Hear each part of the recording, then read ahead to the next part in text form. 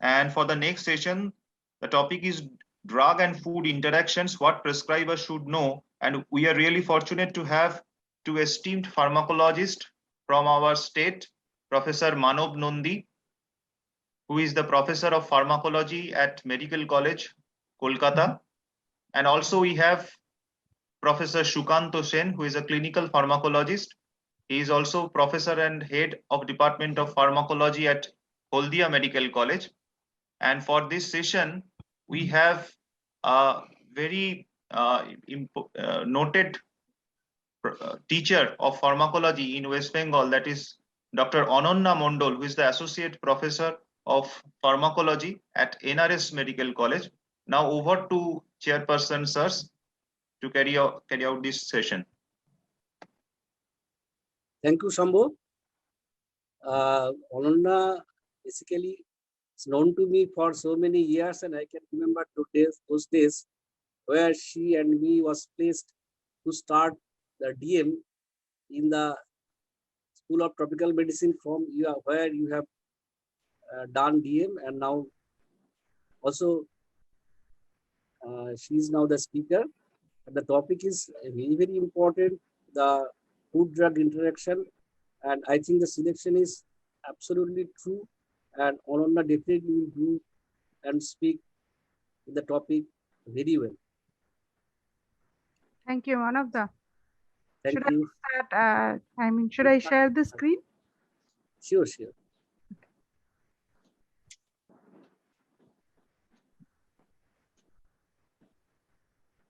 Is it visible? Yes, it's visible. Okay, so good afternoon, everyone. After such a wonderful deliberation on xenobiotics, we will go to some practical pointers on what prescribers should do in terms of drug-food interactions. I have a small problem here. If all of you have a look at it, 3 months after starting to take isoniazid 300 milligrams daily, a woman experienced some reactions 10 to 30 minutes after eating cheese. She had chills, headache, itching of the face, scalp, diarrhea, flushing of the face, and sometimes flushing of the whole body, mild tachycardia. There was a modest rise in her BP and no other physical or biochemical abnormalities. Can anyone volunteer what could be the cause of this? Isoniazid and cheese. Anyone? Some of my students are also here. Okay. So I'll go ahead and give the explanation.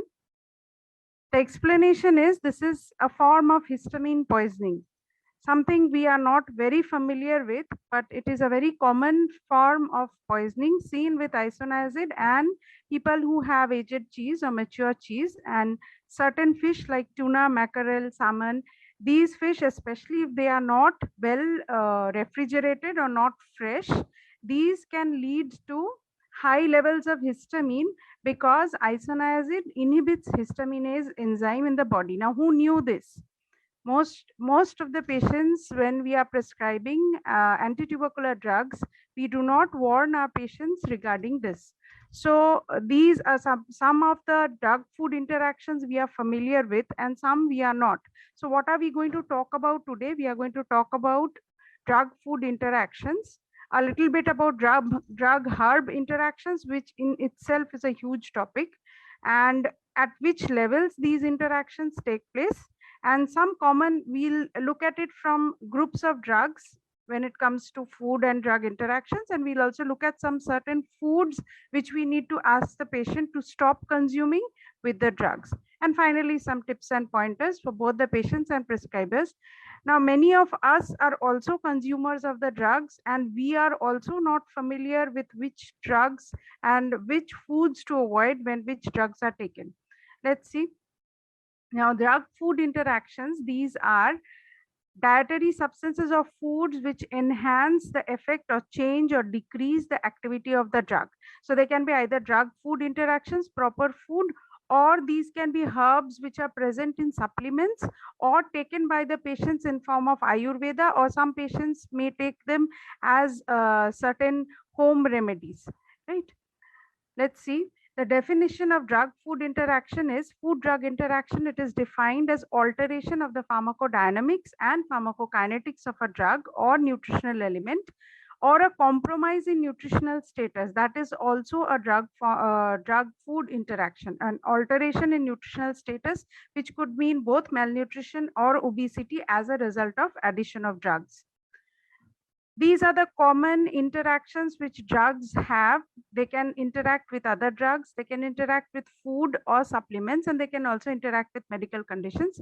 For our talk today, we will focus primarily on food and a little bit on the supplements. So what happens? There's a positive reaction. There could be increase or potentiation of reaction. There could be decrease action of the drug, wherein you might have to increase the dose of the drug, or there could be adverse effects. Now here we are more concerned about adverse effects than anything else. If there is a less efficacy or less action of the drug is reduced, we can always increase the dose of the drug. But when it comes to toxicity, then we have to take this very seriously. Drug herb interactions. This is a blanket number which I got from one of the review articles. 12 to 45% people use both drugs and supplements. And I think this is not an Indian study, but if you see Indian studies, I think this number could be very, very huge. I was posted in Bankura for quite some time. In the periphery, the number of supplements or Ayurvedic medicines which people consume and don't tell the doctors, that's a huge number. It's here it is 45%, nearly half the patients, or 1 in 2 patients is taking a supplement. I think the number is actually much, much more than that. And up to 30%, that is 1 in 3 reactions, could be serious, right? These are some of the components of these supplements which have been studied, but I think there are innumerable other components of these these Ayurvedic medicines or these herbal medicines which could interact with the patients. Problem is patients do not disclose, they are scared. Many patients believe they are harmless. Ayurvedic medicines, most people believe that they are harmless. They have no side effects and they have no capacity to interact. And labels are also often incomplete and misleading. While trying to report ADRs through our AMC for pharmacovigilance, we found out that most of the drugs which are sold over the counter, herbal medicines or even over-the-counter medicines, there are many herbal medicines which have incomplete or misleading labels which do not tell you exactly what drug the patient is consuming. So sometimes it is that fault also. So this makes life very difficult. So what are the types? what are the basic types? Pharmacokinetic and pharmacodynamic interactions. Pharmacokinetic, as we all have studied from before, ADME at the level of absorption, at the level of distribution, metabolism, and excretion. And pharmacodynamic, they can be a positive reaction or an antagonistic or negative reaction. Let's see each of these. Food may affect drug absorption in the GI tract by altering gastric pH, right? There are many foods, especially like milk and others, which contain calcium, which contain casein, which raise the gastric pH, and this interferes with the absorption of the drug. Same happens with secretions, intestinal secretions, and some drugs also affect gastrointestinal motility, which will affect the gastric emptying. Also the intestinal motility will affect the drug absorption. Now, problems at the level of drug absorption include complexation of the drugs with the dietary components. This is the most common thing which happens, which is why we might have to ask the patient to give a gap of around 2 to 3 hours between the meal and the taking of the drug. But then we all know that antifungal drugs like griseofulvin, they are better absorbed when taken with a fatty meal. So sometimes it can be beneficial as well. Drug-food interactions need not be bad all the time. Sometimes it might be beneficial. So we might have to guide the patients when and where it is beneficial. Drug metabolism, this is one of the major areas where we need to work, because we do not know what are the components or what are the ingredients of the different food supplements or the foods, especially the foods which contain multiple beneficial products like juices, grapefruit juice. They contain multiple components which can interfere with the metabolism of drugs. Calcium channel blockers, notably, they interact with grapefruit juice concentrate. Now, many of us might think that grapefruit juice is not available very commonly in India. And what is the harm if you ask the patient to consume whatever mixed fruit juice they want to have? But the mixed citrus juices available in India, they all contain grapefruit juice, and these flavonoids, these have the capacity to interact with the calcium channel blockers, which we prescribe, and some of us may also consume ourselves. So you can see what happens at the level of the enterocytes. Here there is an interaction, and then followed by at the level of hepatocytes. So finally around 15% of the drug is bioavailable because of the metabolism. Now, if these enzymes are inhibited, more than 15% will be available. So you have to manage your dose accordingly. At the level of excretion, there are foods which may alter urinary pH. Foods which alkalinize the urine include milk, citrus fruits and vegetables, and foods which acidify urine include milk, fish and cheese. Now, if there are acidic drugs, their half-life might be extended because they are unionized in the acidic urine. Same, vice versa happens if it's an alkaline drug in acid urine, or it's an alkaline drug in alkalinized urine. So there is a chance of interaction. Now, these things, while I was going through literature, I found that it is not always true that if you give milk, it will just alkalinize the urine and all drugs will interact with it. It might not happen for everyone, but in some patients there might be a reaction. So especially if we are giving drugs which have a narrow therapeutic index, I think we should be careful about what the patient is consuming.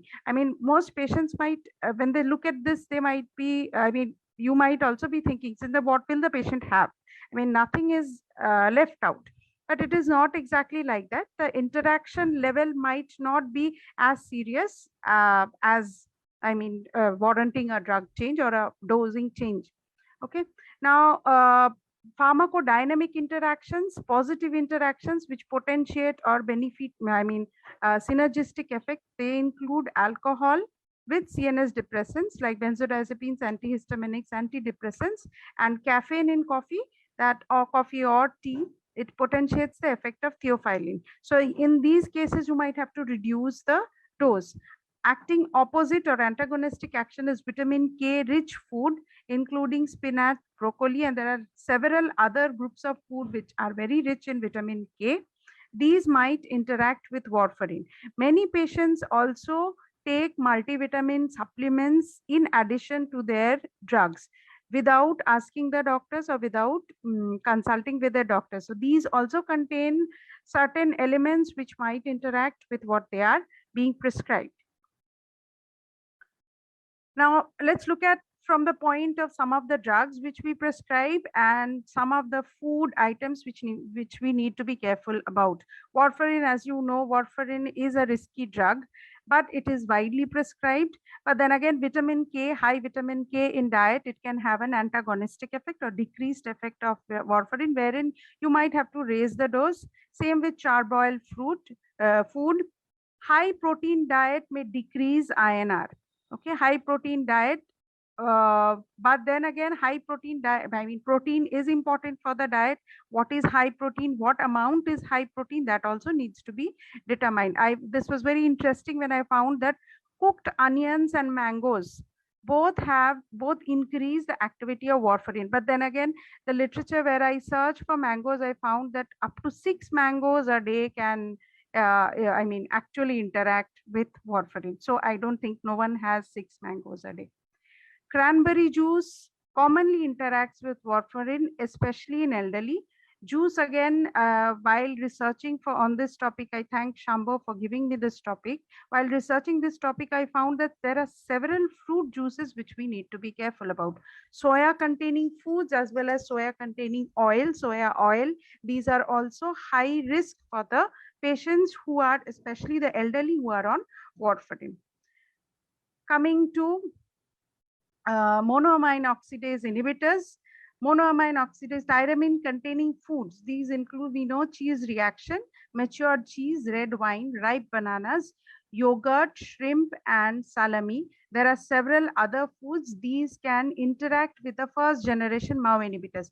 Now, since first generation MAO inhibitors are not very commonly prescribed these days, and the reversible MAO inhibitors, RIMA, or the second generation selective MAO inhibitors, these are not very commonly, they do not very commonly interact with tyramine containing food. So I don't think we need to worry about this too much. I mean, this is more anecdotal than actually happening in our day-to-day prescribing lives. Rich protein food, I mean, these are rich protein rich food. Again, it comes that propranolol levels are increased. Smoking decreases the levels of propranolol. Coming to antihypertensives. Orange juice, it inhibits intestinal absorption of celiprolol, which means that the drug efficacy will be reduced. AC inhibitors best absorbed in empty stomach. So ask the patient to have it in the morning or at some time where the patient is not immediately going to consume food or has just consumed food. Grapefruit juice, major culprit, it increases the bioavailability of CCBs, can increase the risk of hypotension. Many patients complain of hypotension when they are when they consume grapefruit juice along with CCBs. Milk products, they are rich in divalent ions. So these are complex, with antibiotics, and we don't know which antibiotics all antibiotics might complex. So it's best to give a 2 to 4 hour gap when you are it's best to give a 2 to 4 hour gap when you are I mean, taking both antibiotics and milk products together. Grapefruit juice, it reduces the absorption of ciprofloxacin, which means it will render the drug useless and might give rise to antibiotic resistance. Food decreases the absorption also of azithromycin and tetracyclines. Tetracyclines, we know they form chelates with food. Linezolid has some MAO inhibitory properties. So here again, we have to be careful about tyramine containing food. Excessive amount of chocolates might trigger, I mean, there have been cases where excessive amount of chocolates contain tyramine, might trigger cheese reaction in patients who are having linezolid. Anti-tubercular drugs, we saw the case right in the beginning that isoniazid, it inhibits both monoamine oxidase and histaminases, can give rise to histamine poisoning. Now, food slows the absorption of paracetamol. Coming to NSAIDs and antipyretics, food slows the absorption of paracetamol. Pectin delays the absorption and onset of action of paracetamol. NSAIDs, they should be taken with food or milk because they cause GI irritation, and alcohol, it raises the risk of GI irritation. Bronchodilators, theophylline is not very commonly used these days, but we all know that theophylline has a narrow therapeutic index, and with theophylline, you have to be careful about what other drugs or food the patient is consuming. With antihistaminics, it's best to take it empty stomach, but I think most of us, even when we consume it at night before bedtime because of the sedation.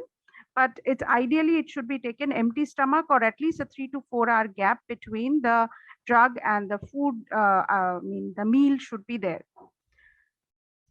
Anti-diabetic drugs, these have a potential to react with the food that we are consuming. So when the meals are taken and when these drugs are taken, that has to be very carefully monitored. As such, they do not have a food drug interaction as such, but their absorption and their activity is dependent on when you have had the meal. So when you are prescribing, I think you should be careful about when your patient is taking the meal. Both should be, I think, most of the sulfonylureas or metformin, these should be taken before breakfast. Acarbose, Maximal effectiveness is attained when it is taken immediately at the start of each meal. That is, within 30 minutes of each meal would be a best bet. I mean, it cannot be taken immediately at the start of each meal for every patient, but I think within 30 minutes of the meal is a good compromise to be attained. Thyroxine, grapefruit juice, again, it slightly delays the absorption of levothyroxine. And anti-tumor drugs, remember mercaptopurine, which is used in ALL and CML, it is inactivated by xanthine oxidase, and cow's milk has high xanthine oxidase. So these cancer patients, when mercaptopurine is prescribed, this has to be considered. Tamoxifen interacts with sesame seeds. So sesame seeds very commonly used in Indian cooking. So it might interfere with tamoxifen. So if you have prescribed it, you might want to be careful. Now, we've seen the drug groups. Now we look at some of the dietary supplements. Here you can see the label of one of the drugs where it is written, do not eat grapefruit or drink grapefruit juice. It inhibits the CYP3A4 and CYP1A2, which are, because of these flavonoids, this naringenin and bergaptan, these are some of the flavonoids which interfere with the metabolism at both liver and intestine, and this is one of the most common drugs which cause interactions. I mean, there are pages after pages and drugs on drugs which interact with grapefruit juice. So do not assume that grapefruit juice is not available in India. I think all patients should be asked not to consume any mixed fruit juice while they are on these therapies like calcium channel blockers, statins. These drugs which raise the risk of Torsades de Pointes, if you consume them with grapefruit juice, you increase the risk. OCPs, you increase the risk of deep vein thrombosis. With certain immunosuppressants, you increase the risk of nephrotoxicity. With opioids, you increase the risk of respiratory depression. Here, I'd like to tell you a small anecdote. How grapefruit juice was found to be the culprit. Once, this felodipine was, the researchers were checking whether felodipine interacts with alcohol. So while checking this, they had two groups. One group was consuming felodipine and alcohol, and the other group was consuming felodipine and alcohol, some non-alcoholic group. To mask the taste, they used grapefruit juice in both the groups. And then they found that this grapefruit juice was actually interacting with felodipine. So that is when they found that how it was interacting, and they found a host of other drugs. There's a long list of drugs. There are benzodiazepines, there are SSRIs, there are angiotensin 2 receptor blockers, beta blockers, some antiarrhythmic drugs, and several anti-cancer agents as well, which all react with grapefruit juice. So I think because of such a huge list of drugs which interact with grapefruit juice, we must ask the patient not to consume any mixed fruit juice which may contain grapefruit juice, right? Apple juice, that also interacts. I found several drugs which interact with apple juice, with orange juice, with other orange juices like pomelo orange and seville orange. So it's best to avoid these juices when you are giving especially CNS drugs, when you do not want the drug to be interfering with your with the drug efficacy. Alcoholic beverages, some of these you are familiar with. I mean, interaction with metronidazole, hepatotoxicity with paracetamol, GI irritation with NSAIDs. Alcoholic drinks such as wine and beer, they are also interacting because of these flavonoids. They interact with several CYP activity, several metabolic activities, so they can interfere with several drugs. So it's best not to abstain from alcohol while on therapy. Licorice is found in several candies, but it is also found in several herbal supplements. These have a tremendous tendency to interact with steroids, with other antihypertensive drugs, with diuretics. So elderly patients, if you have prescribed these drugs, I think you should be careful about any supplements which the patient is having.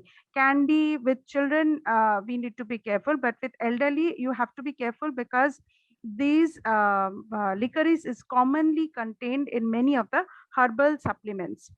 Dairy products, most patients believe that having cheese, having yogurt, milk containing substances, especially like just now we were talking about probiotics, but they have a capacity to chelate with drugs. So it's best to avoid any milk containing product within 3 to 4 hours, here 2 to 6 hours of any drug administration. I mean, it's a safe bet. You can ask the patient to separate their milk consumption or any milk product consumption with their drug consumption.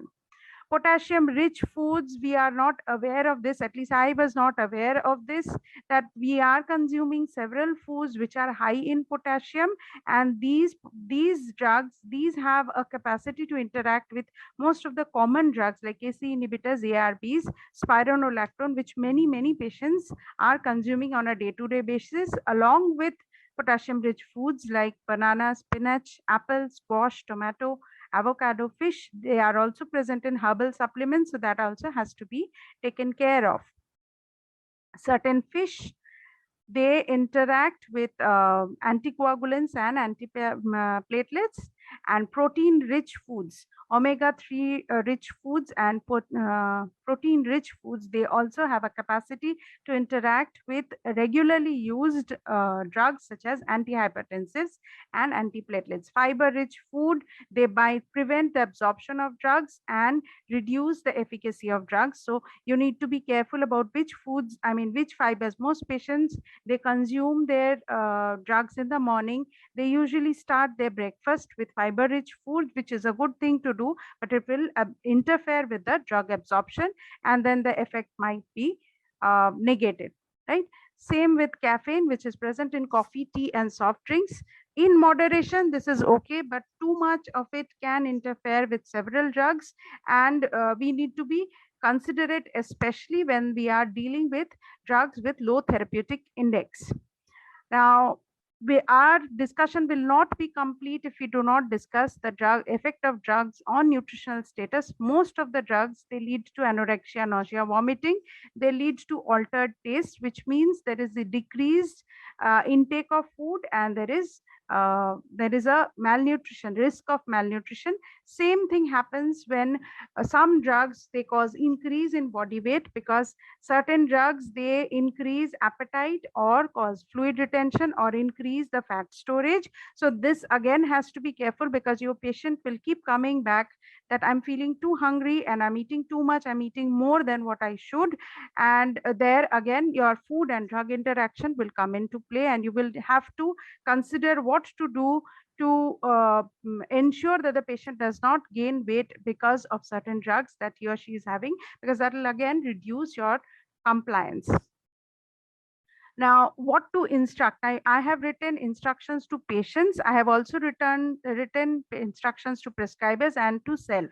Read the prescription labels properly and the package inserts, which clearly state, but then again, not all food drug interactions are not understood.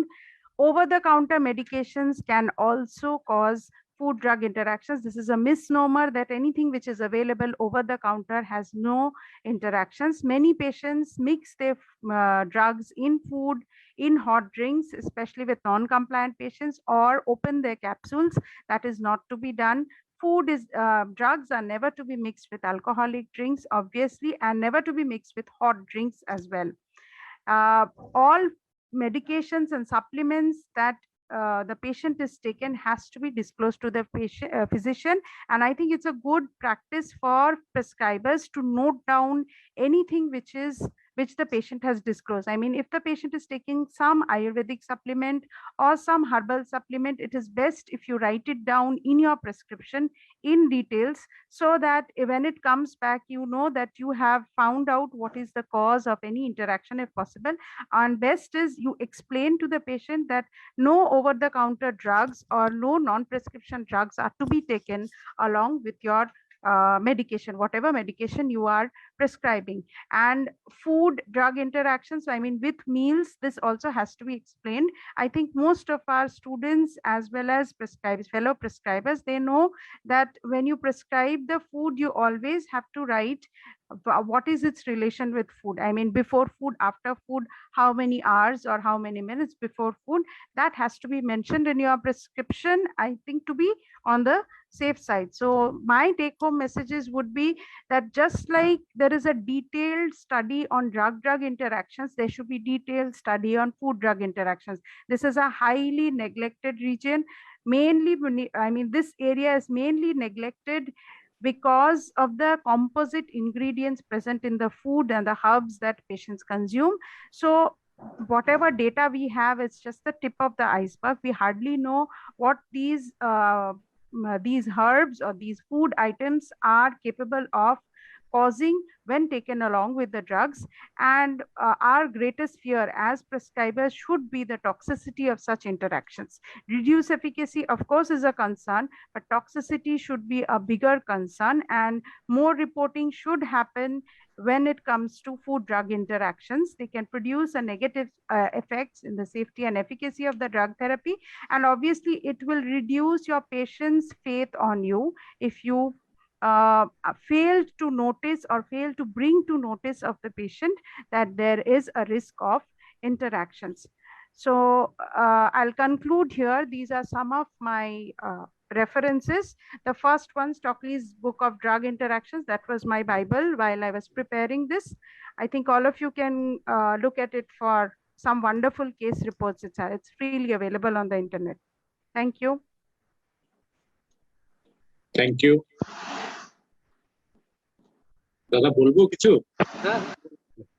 So it was basically a very elaborate and very informative session from Dr. Ananna. In addition, what Dr. Nandi sir already explained regarding Dr. Ananna, I want to add two important things. Dr. Ananna is a medical pharmacologist, plus she is a very good medical writer or scientific writer. In addition to this, she is basically a medical educator. So, which is basically the most important part. She is doing training purpose of all the senior and junior faculty at different medical colleges, which is very much important for today's medical education system. Now, coming back to the topics, one of the participants has raised, why not this was a cheese reaction? I think I'm unmuted, yes. This could be a cheese reaction. Like I mentioned, the first one, it could be a cheese reaction, but cheese reaction is relatively less common with isoniazid, but the histamine mediated reaction is much more prominent. And the second thing is, if you notice the problem, the patient's blood pressure was raised, but not very raised. The main reactions that she was facing, that was more histamine like, because she was having itching all over the body, itching over the face, a slight diarrhea. So symptoms were more due to histamine poisoning. I mean, sounded more due to histamine poisoning. That's why it is said that, I mean, it was said in the case report, I got it from a case report, said that it is because of the histamine poisoning rather than cheese reaction.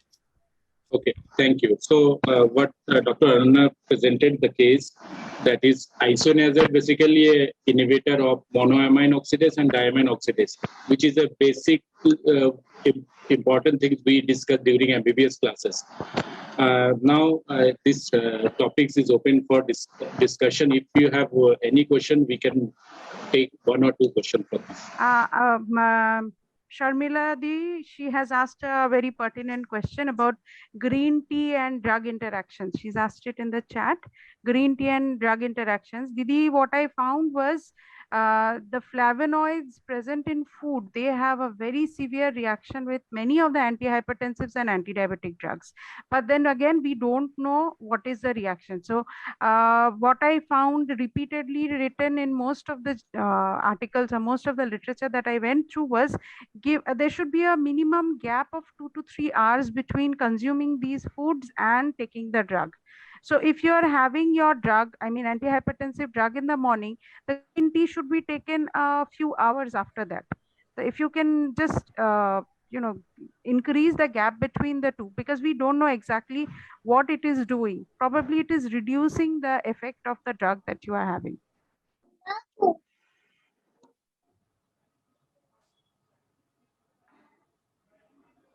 Anyone has any other questions? Thank you, madam. Actually, if you have any question, may I request our respected speaker and our chairpersons, if you can put it in the chat box. So if you have time little bit, so you can type in the chat box. As we are running short of time, we have to move forwards towards the next session. Thank you, Shambo. Thank you. Thank you, madam. Thank you, sir, Thank you. for wonderfully having this particular session. Now we have to move towards the next session, which is on food allergy, clinical parts. And for that session, we are really fortunate to have Professor Shoibal Moitro, who is a very renowned allergologist in the city and also a pulmonologist. And we also have Professor Kaushik Lahiri, who is a very known figure in the field of dermatology. So he is a very renowned dermatologist. So welcome both of you, sir. So please proceed for the next session. Over to Dr. Shoibal Moitro, sir, and Kaushik Lahiri, sir. Shoibal, if you kindly allow, I'll just start and you can continue. Yes, please. Okay. Thank you, Shambo. And I'm really grateful to Indian Pharmacological Society, West Bengal chapter, especially Dr. Shambo Samajdar, for inviting me to this Food and Health Symposium.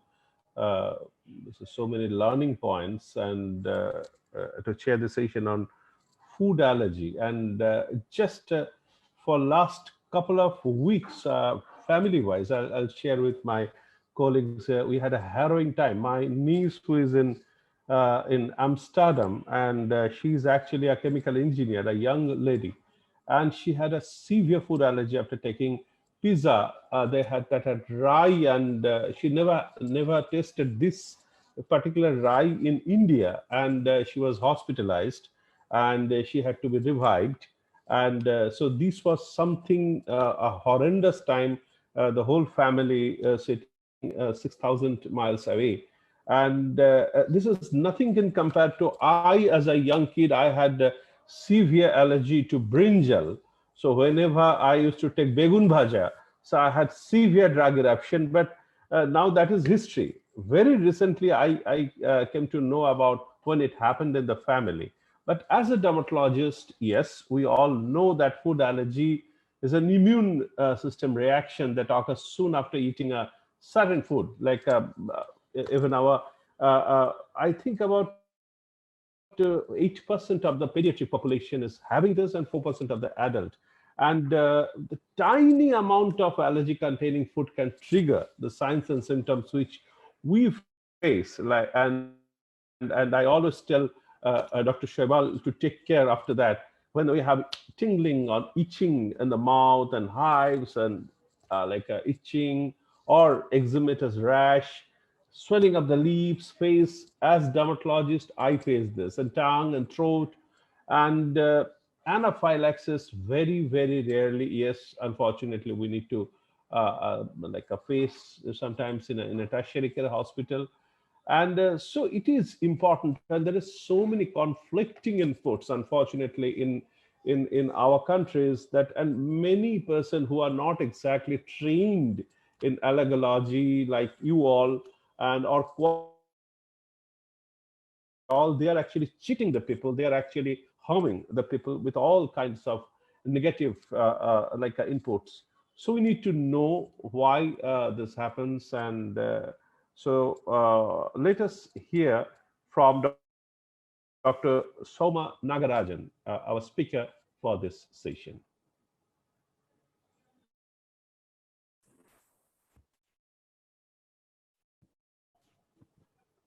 Please. Hello, sir, can I go ahead? Yes, please. Yes, Soumya. Good afternoon, Dr. Saikal Matra. Good afternoon, Soumya. Professor Kaushik Lahiri, sir, thank you for a very kind introduction and throwing light on food allergy, because definitely we do not, and we think that food allergy does not exist in India, and contrary, we are seeing the rise in the food allergy. At the outset, I would like to thank Indian Pharmacological Society West Bengal chapter and in particular Dr. Shambo for inviting me to this very interesting meeting. I have logged on from the first talk. It's been really eye-opening because Professor Rao and Dr. Ananya, food is a topic which is very close to my heart. Each time we hear, we keep learning. So thank you. Thank you.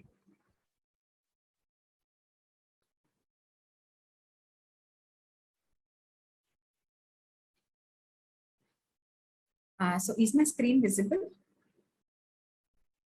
Yes, yes. Yeah, screen is visible, Soumya. Okay, thank you. So for the next 20 minutes or so, I would just take through the basics of food allergy and how it is implies in our clinical practice through few case presentations. So this was a child, a 3-week-old infant who was on exclusive breastfeeding, who had recurrent episodes of vomiting, irritability. Had some positive family history of atopy. The father had allergic rhinitis. The mother had some asthma. The question was, is this just gastroesophageal reflux, or are we dealing with cow's milk protein allergy? A very common presentation in the pediatric age group. Another patient, this was a young aged boy with acute onset of urticaria, mainly associated with angioedema and cough. In the week leading up to the development of these skin manifestations, he had URI symptoms. So in childhood, what is the most common cause of urticaria? Is it food allergy, infections, insect bite, or drug allergy? Because some medicine they have taken and after that they have developed these rashes. Like as ma'am was telling in the earlier presentation also, it is not uncommon see that we have prescribed some drug and not sure whether is it causing any issues. This was a little older boy. Now he's about 18 years. 8-year-old boy who had rashes and itching all over the body after going to a party within about span of 30 minutes. However, the third attack was quite severe, which was associated with difficulty in breathing along with rashes. Both parents being doctors, they rushed him to the emergency and he was given luckily epinephrine and antihistamines. In about an hour, he was better and he was discharged home. So they wanted an allergy workup. What is the role of skin prick test? How do we manage this test?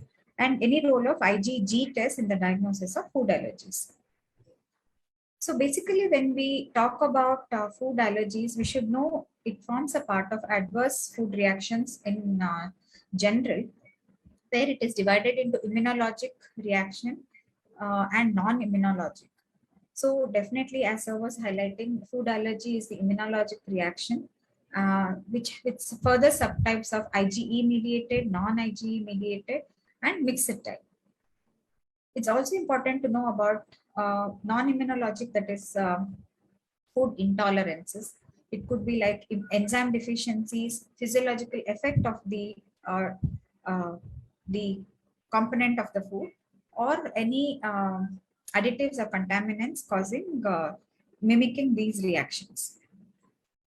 So we define food allergy mainly as an adverse health effect which occurs from a specific immune response, classically that can reproduce on exposure to a given allergen or an antigen. Basically, the immune system treats this as a foreign particle and releases chemicals basically to attack the food. So very briefly going through the examples of the adverse food reactions, IgE mediated, as we all know, it's type 1 hypersensitivity reaction. It may cause urticaria, oral allergy syndrome, sometimes fatal anaphylaxis as well. In non-IgE mediated, we could see allergic proctocolitis, food protein induced enterocolitis syndrome. Very commonly, we miss it and take it as a sepsis-like picture. Mixed type could be atopic dermatitis, allergic eosinophilic gastroenteritis, or eosinophilic esophagitis, asthma. Coming to enzyme deficiency, many people mistake cow's milk protein allergy to lactose intolerance. It is our duty to educate that, as we all know, Because of the deficiency of the enzyme lactase, the lactose intolerance does occur. Some of these symptoms may mimic the non-IG mediated, but usually we should be able to differentiate it. As highlighted in the earlier presentation also, caffeine is found in many drinks, and in India it is uncommon. It's very common to have caffeinated drinks, be it coffee, tea, among others, several times a day, or histamine-rich foods, which can mimic these reactions, allergic reactions. Processed foods. Very commonly we see monosodium glutamate or sodium metabisulfides. Mainly these are present in chips, or MSGs mainly in Chinese takeaways, where they can definitely induce the immune system to cause reactions which are similar to food allergic reactions. So we should be knowing about this. Now, how do we differentiate between allergy and non-allergy? Allergy is typically minutes to few hours after exposure, reproducible after each exposure. Even a small quantity, even if the patient may not know that it is there in that particular food, accidental exposure, this can produce allergic reactions. And very classically, it's a multi-system involvement. It could be in the form of skin, GI system, respiratory systems, or even hypertension leading on to anaphylaxis. We do have diagnostic tests mainly in IgE mediated, that is SPT, skin prick test, or a specific immunoglobulin E to that particular food. Definitely the risk of anaphylaxis is high in allergic etiology. However, in non-allergic symptoms, the symptoms can occur hours to many days after exposure to that particular food item. And symptoms are usually variable, and there is no classical reproduction on exposure to that particular foods. Here, there is no quantity of food. Usually, the larger the quantity, probably it may require more severe symptoms. And mainly it is gastrointestinal symptoms. And here we have no diagnostic test, is mainly by elimination of those particular foods and then see how the patient responds. The risk of anaphylaxis is definitely less in these patients. So how do we differentiate between IgE and non-IgE mediated? IgE classically occurs within 2 hours after exposure to that particular food allergen. And as we all know, it is type 1 hypersensitivity reaction, which can cause urticaria, angioedema, rhinitis, people with asthma predisposed to wheezing, and anaphylaxis.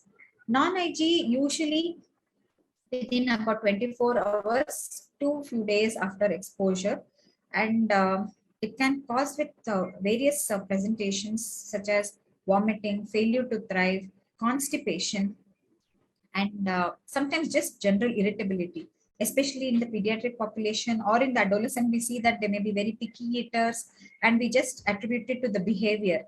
So we should have a high index of suspicion if it is associated with failure to thrive and developmental milestones being affected.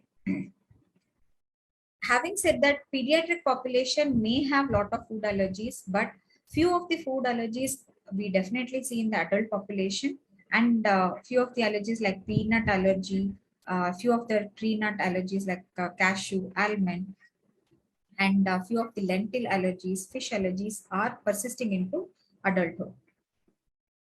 So majority, contrary, so many foods have been described to cause food allergies, about 200 plus, but very commonly under 10 foods causes food allergic symptoms very commonly. And in children less than 5 years, they include milk, egg, groundnuts, wheat, soya, and depending on the regional variation, especially in the coastal belt or in Southeast Asia, we feel that shellfish and fish also contributes to this. For more than 5 years, it is again groundnuts, tree nuts, to a lesser extent milk and egg. Sesame is very common in the Middle East. Also, we are seeing recent reports of increasing hypersensitivity to sesame even in Indian population. In India, rice, which is a staple food in the southern part of India, lentils, dals, sesame. Also, we see that it's not uncommon to have food allergy symptoms to these foods. However, in our population, it is probably overdiagnosed, and allergy term is the most misused word. They say everything we eat or take it, we have allergy, doctor. So probably the perseverance of having a true to have food allergy is quite higher than actual scientifically proven food allergy. Across all ages, the prevalence is around 1 to 10%. In adults, it is under 2.5%. Increasing in children less than 3 to 5 years of age, up to 6 to 10%. In atopic dermatitis, because of the skin barrier defect, mainly filaggrin deficiency, they are found to acquire food allergies, and that is found to keep on increasing the exacerbation or the severity of eczema. And that's quite an interesting topic or topic of debate in our allergy forums. Definitely in asthmatic children and adults alike, if the asthma is under well controlled, the probability of having a food allergic reaction is less. If it is poorly controlled, they having probably a severe reaction is quite high. So many a time, the common food allergens like milk and egg, we can predict the outgrowing of these food allergies at least by 1 year of age. About 60 to 80% of them tend to outgrow it, and in few of them, by about school going age group, about 80% of them definitely outgrow. Only a small subset of children may continue to have milk and egg allergy into their growing years and young adults. However, peanut allergies and tree nut allergies, as discussed earlier, the resolution is very less and tends to persist into adulthood. So why some people develop food allergies and some people do not? It's mainly about the food intolerance is an active process. So if we have secretory IgE and mainly good population of T regulatory cells, they induce induction of tolerance, especially in the absence of the background history of atopy. However, in atopic individuals, the whole dynamics changes in the gut microbiota. I wouldn't be going too much detail because I think this has been covered in the first topic.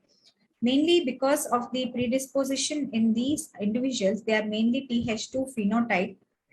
Here, there are a lot of factors which contribute to the development of food allergies, because there may be breakdown of the barrier integrity, where the antigen is taken up by the antigen presenting cells which is present in the these mucosas, and on initial exposure it may cause sensitization, and subsequent exposure it can cause allergic reactions. Here this antigen is taken up by these antigen presenting cells, and mainly they induce production of IgE specific to that particular food, and which goes and sits on the mast cells and B cells. On subsequent exposure, they degranulate and cause release of chemicals which is responsible for an allergic reaction. So I think this is a repetition of the earlier slide. So in which subset of patients does the anaphylaxis are predisposed? Definitely underlying asthma, and if they are on concurrent medications which like beta blockers which they have not told, or there has been a definite stigma in identifying anaphylaxis. Probably it is just that we perceive that anaphylaxis can happen very less in this population. So many a time it is not uncommon for us to see that the patients would have received just antihistamines or corticosteroids in the emergency. I would like to stress that anaphylaxis, even in the, we know that rash or wheezing could be anaphylaxis, or hypertension with rash could be hypertension. But the recent guidelines of the World Allergy Organizations on anaphylaxis stresses the fact that even just presenting feature of hypotension in the absence of cutaneous symptoms should be treated as anaphylaxis, and there should be no delay in giving adrenaline or epinephrine in these patients. There is no harm. We don't overtreat or nothing happens. Even if there is a small doubt of anaphylaxis, we should be giving epinephrine in these children. And if there is history of any allergic reactions to any particular foods, biphasic reaction, usually anaphylaxis, usually can have an other peak after about 24 to 48 hours after the initial presentation, classically between 12 to 24 hours. So it is important to monitor these patients in the hospital. So diagnosis, I cannot stress enough about the medical history if there is a temporal relationship between exposure to that particular food and the development of symptoms. So definitely we could be getting some ideas regarding that particular food. It may not, patients may not tell that I had milk. It could be some other food which may have had milk and they wouldn't be knowing it. So probably we would have to go into a more detailed history of what they have eaten, and probably we do tell them to keep a food diary also, which may help us identify or narrow down. It is augmented or helped with a skin prick test, where we put on the allergen extract on the skin, where we make a very epicutaneous scratch, allowing the allergen extract to react with the cutaneous mast cells, which causes histamine release and causes local wheel and flare reaction, which can help us identify the incriminating culprit. Or a serum specific IgE, that is a blood based test. So we should be able to, in the history, we should be going into the other concomitant medications or any other herbal medications or supplements the patients are having, because as Ananya ma'am was highlighting, we do not know what causes the reactions. In many time, food allergic reactions, especially in athletes, they have had physical exercises. They would have had that particular food, then go for the workout or to the gym. After some time, they come back. They a couple of them had anaphylaxis. So or consumption of alcohol or certain medications like NSAIDs, they per se they can be tolerated, but when taken in conjunction with particular foods, especially wheat, omega-5 gliadin or red meat, these factors augment the release of these allergenic extracts. So we call this as food dependent exercise induced anaphylaxis. So we should go into the alternative histories also, which could be contributing to the development of allergic symptoms. So again, in the skin prick test, we just know the amount of food specific IgE. This level roughly tells us there may be an increased risk of reaction, but definitely does not tell the severity of the food allergic reaction. So clinical history is very important, and food challenges, that is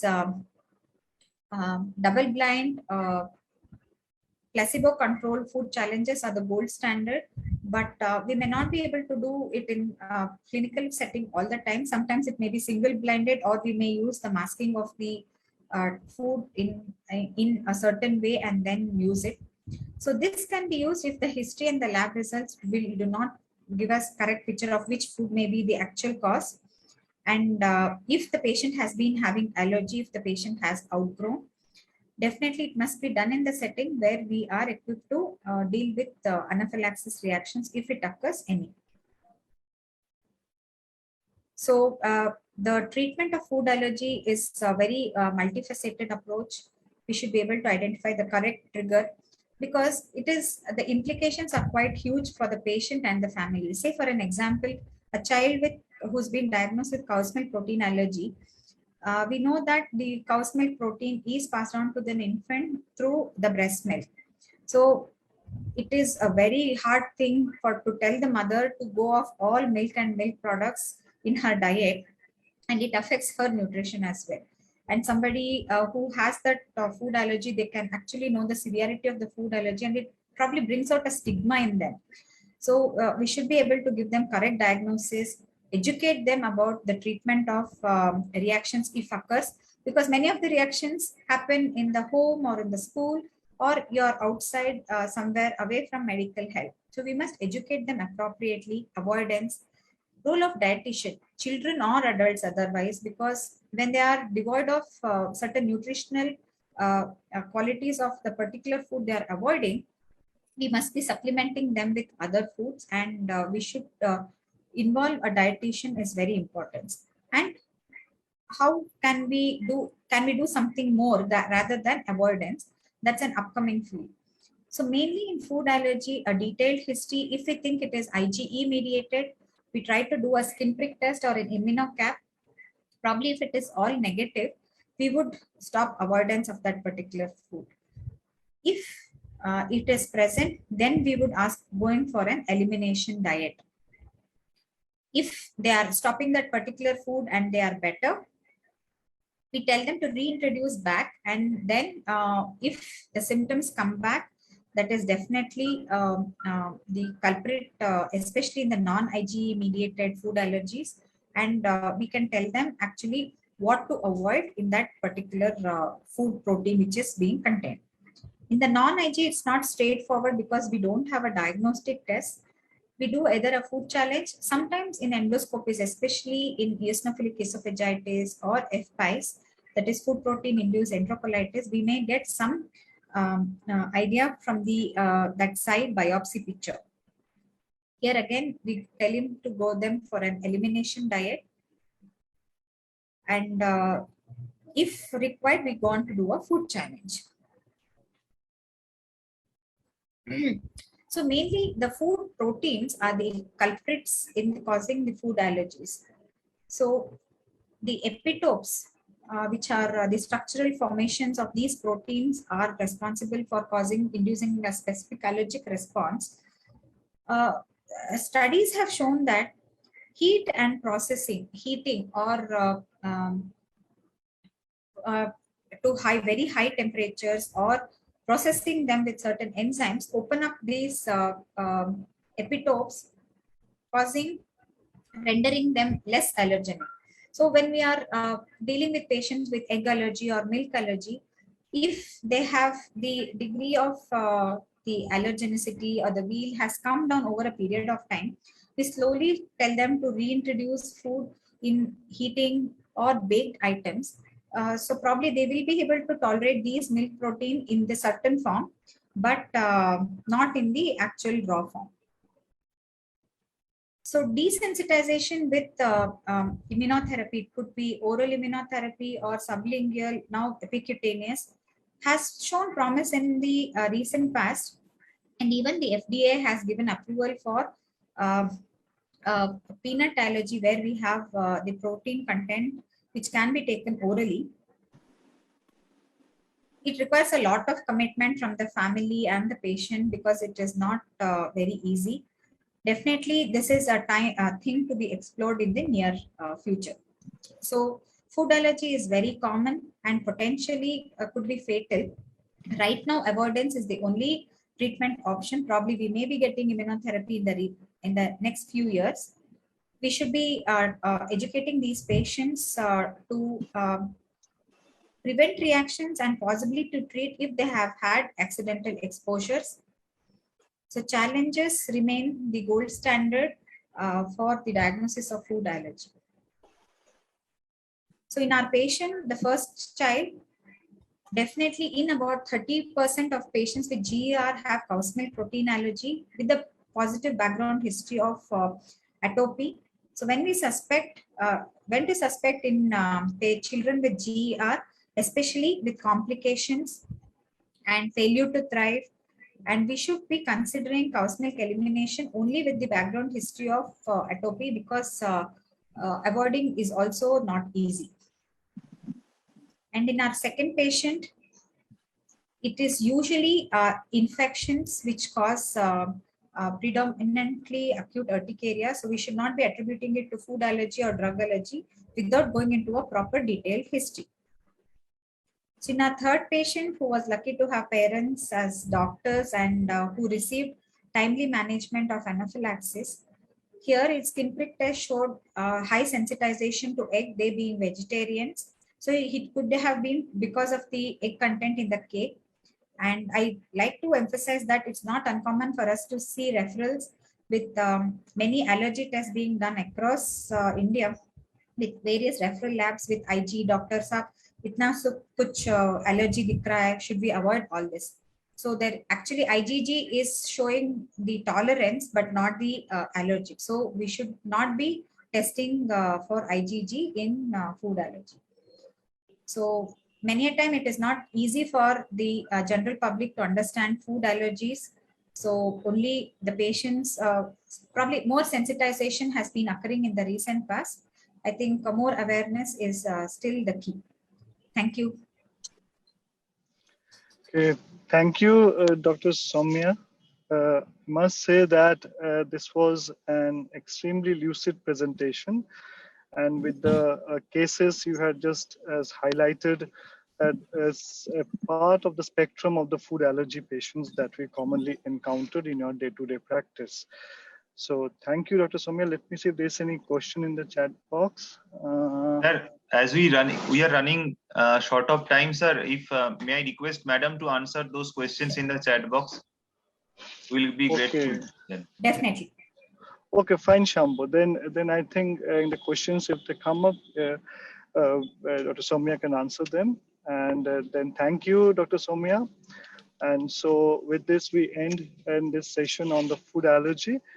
And I hand it over to Dr. Shambo to take it forward to the next session. Thank you, sir. Thank you, Dr. Shoma Nagarajan, who is a very eminent allergologist, and we are really thankful to Madam because she gave our important time for our academic session, and we are really thankful to Professor Dr. Shoibal Moitre and Professor Dr. Kaushik Lahiri for giving their time. So now we have to move towards the next session, and the next topic is on mango and diabetes, controversy and solutions. And for this session, we have two eminent figures in diabetology and pharmacology. We have Professor Apurva Mukherjee, who needs no introduction, who is the professor and head at professor and head at the Department of Archicot Medical College, and he was an eminent physician in the country. Welcome you, sir, in this event, in this session. And we also have Dr. Dinesh Kumar, who is a very renowned pharmacologist, and he is currently at serving at FD Tiers C and National Institute of Nutrition as Faculty of Medicine. So he was the past president of Indian Pharmacological Society. So welcome, sir, to chair this session. And we also have today with us as a speaker, and we are really thankful to Madam Mrs. Shardil Salis, who is the registered dietitian and a very renowned dietitian and certified sports nutritionist also. She had received the Alan Russ Fellowship in 2021. So welcome, Madam, for this session. So now I over to Professor Apurva Mukherjee and Dr. Dinesh Kumar to start this session. Thank you, Shambo, for your excellent endeavor. I must congratulate you because the very important aspects of our day-to-day practice have been highlighted in this symposia, and I must thank everybody in the organization along with you to invite me in this very exciting session. I'm following each and every speaker since morning, since afternoon, and I learned a lot. I must take it forward by saying that mango is the king of fruits, and mango happens to have so many important delicacy, taste, flavor, as well as the juicy material, and the sumptuous mango is one of the important attraction of various people all over the globe, particularly in this part of the country, our India. And you know that this mango is one of the very lucrative fruit and thus called the king of fruits because of so many reasons. But we do hesitate to prescribe and allow our patients to swallow mangoes in their diet as because lifestyle modification where dietary planning as well as the exercise schedule plays a lot in achieving and maintaining the glycemic control of our diabetic subjects. And we are eager to learn from Madam Cyril Salis will be taking us through mango and diabetes, the controversies and solutions. It's important that my co-chair, Professor Dilip Kumar, will say something before the start of the talk. Professor Dilip Kumar, please. Dr. Dinesh Kumar, sir, can you hear us? You have to unmute yourself, sir. Dinesh Kumar, sorry for mistaken. I think there may be some technical issue from So- sir's end. So we can without start the session. wasting further time, may I request Madam Cyril Salis to take us through mango and diabetes, controversy and solutions. Thank Madam you so Salis, much, please. Dr. Apurva. And am I audible? Yes. Yes, great. So thank you so much, Indian Pharmacological Society West Bengal chapter and Dr. Shambo and Dr. Apurva and Professor Tapan for this kind invitation and a very great introduction. I've been listening to all the talks since afternoon. I think it's been wonderful, and all the speakers have imparted so much of knowledge on their respective subjects. And I'm going to be speaking on mango and diabetes, controversy and solutions. And honestly, when I studied nutrition 22 years back, it was very clear that anybody with diabetes that comes to you, you have to say no to mango. So that came as the first thing in our strike-off list. And anybody with diabetes was told that they cannot eat mango. And we saw a very dejected face, where they felt really deprived that they could not eat their favorite fruit.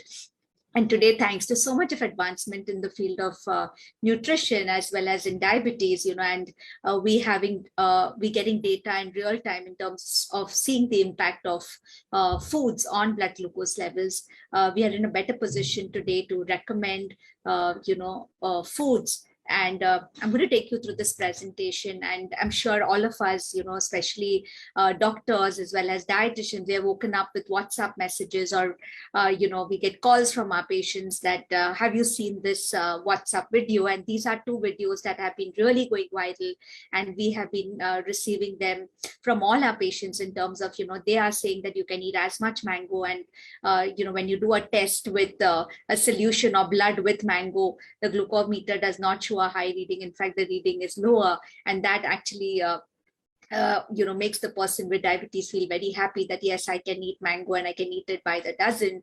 And then you have a lot of people on social media, we call them influencers, who say you can eat as much mango as you want and it is not going to have any impact on your blood glucose levels. And as a result of which people have mango by the kilo, by the dozen, and then we see the impact on their blood glucose levels. And therefore it leaves the person extremely confused as to what to do. And so let's look at the nutritive value of mango. Again, in our country, we have so many varieties of mango, and I've just listed down a few which are commonly consumed. And this data is from the Indian Food Composition Table 2017. And if you look at 100 grams of edible portion of mango, it would give you roughly around 50 kilocalories, and carbohydrate again in the range of 8 to 12 grams of carbohydrate for 100 grams of edible portion of mango, along with the fiber component. So yes, this is the amount of calories, carbs, and fiber that mango, again, different varieties would provide. Now, when we're looking at mango, we also know that, mango is available particularly in a certain season, but it also brings along a lot of health benefits, and that's why it's called the king of fruits. It's a rich source of antioxidants, vitamins, and minerals, and therefore we encourage people to eat mango in the mango season. However, when it comes to diabetes, we're always confused as to should we allow them to eat a mango or no. And we all know about the very important antioxidant, which is mangiferin, which is there in the mango. So yes, it has a lot of health benefits. Now, when we're looking at carbs, if you're looking at 120 grams of mango, which is roughly around 3/4 cup of cubed mango, it gives you around 15 grams of carbs. And that would amount to 1 slice of bread, 1 chapati, 1 cup of poha, 4 Mari biscuits. And this is what 1 mango would correspond to when we're looking at different foods. Now, we all know about glycemic index and glycemic load and its importance and relevance in glycemic control. So when we're looking at glycemic index, we know that anything below 55 is considered to be low glycemic index, 56 to 69 is moderate, and high is 70.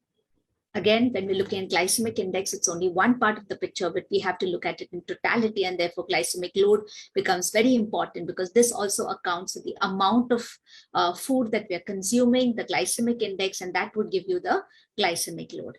Now let's look at what is the glycemic index of mango. Now, depends on the variety of mangoes, it would vary, and roughly it would be between 51 to 60 would be the glycemic index of mango, depending on the variety of mango that we are consuming. Now, when we're looking at apple, now apple is a fruit which is commonly consumed by people with diabetes. The GI is 40 and the carb content in one apple would be roughly around 15 grams. So therefore the glycemic load is 6. Now for a food to be considered a low glycemic load, it should be less than 10. So glycemic load of 10 and below is considered to be low, 11 and 19 is considered to be medium, and anything above 20 is considered to be high glycemic load. So apple comes in the low glycemic load category. Again, there's a lot of confusion about watermelon. And I remember, again, when I started my practice, we used to actually tell people not to eat watermelon because it has a high glycemic index of 72. But when you look at the glycemic load, because watermelon is having a lot of water content, the amount of available carbs for a portion of watermelon would be around 6 grams. So that means the glycemic load is around 4, which means it is a low glycemic load fruit. Now, mango. So again, depending on the variety, the glycemic index of mango is around 51 to 60. Carb content in 120 grams of edible portion of mango is around 15 grams. And therefore, the glycemic load would vary between 7 and 9. And therefore, again, it would be in the low glycemic load category. Now, again, there are studies. Again, the study is from Nigeria, which again says that, yes, you can consume one portion of mango and it will not have a very, very deleterious effect on your blood glucose levels. In fact, it works well.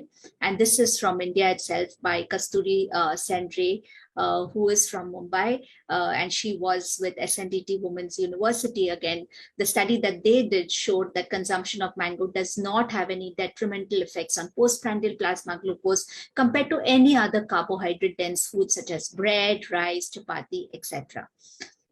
Again, raw mango, we know its benefits, good insoluble fiber. In fact, in pregnancy, especially associated with gestation diabetes, when people have cravings, raw mango works very, very well because it does not have a very significant impact on blood glucose levels. It's low in calories, has a higher fiber content. And again, when the raw mango is eaten with the skin, you get the benefit of the mangiferin, which is again a very, very potent antioxidant. And therefore, raw mango is something that we would advise our people, even if they're making like a chana chaat or they just want to eat raw mango as is. It's extremely beneficial in diabetes. Now, when it comes to mango, people don't only eat the mango, but mango is converted to different versions. Like you'll have the amras, you'll have a juice, you'll have dehydrated chips, you'll have shrikant. So let's look at how the different kinds of mango preparations fare compared to the mango. So one is a mango juice. Now, if you look at mango juice, one serving 200 ml would give you roughly around 122 calories and carbs would be 30 grams. Now, this depends on the amount of added sugar that is there in the mango. Now, when we're looking at a mango juice, we would need more than 2 mangoes to make a juice. Again, you're removing the fiber, so the fiber content will be lesser, so therefore less satiety.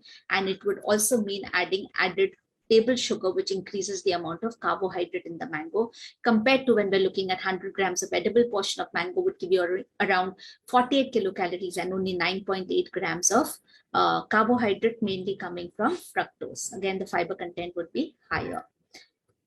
And let's look at the mango milkshake, because this is another thing which is very commonly consumed, especially when the mango is in season. We also know people who actually would freeze the mango and eat it when it's not in season again. So roughly around 200 ml of a mango milkshake would give you around 228 kilocalories and 29 grams of carbohydrate, which roughly is 3 times the amount that a 100 grams of edible portion of mango would give. Mango lassi, again 150 kilocalories, and carbohydrate would be around 27 grams, again 3 times compared to the amount the raw mango, a mango would give you. Amras, which is again very, very popularly consumed, especially in the part of the area that I am from, Maharashtra, and it is usually consumed with deep fried puris. And this is consumed as a meal, or it is consumed with meals. And this becomes a very, very regular feature, especially during the season. Now, if you look at amras, one serving, which is 200 ml, would give you around 134 kilocalories and a lot of carbohydrate because of the amount of added sugar that comes into the amras. Again, dried mango chips are very, very popular today and easily available even in our country. They are more popular in Thailand, but again, in our country, we get them. So if you look at the dried mango chips, it would give you around 333 calories. Carbohydrate is extremely high, and the glycemic index would be very high because it is dehydrated, and therefore the sugar content would be concentrated, making the GI extremely high.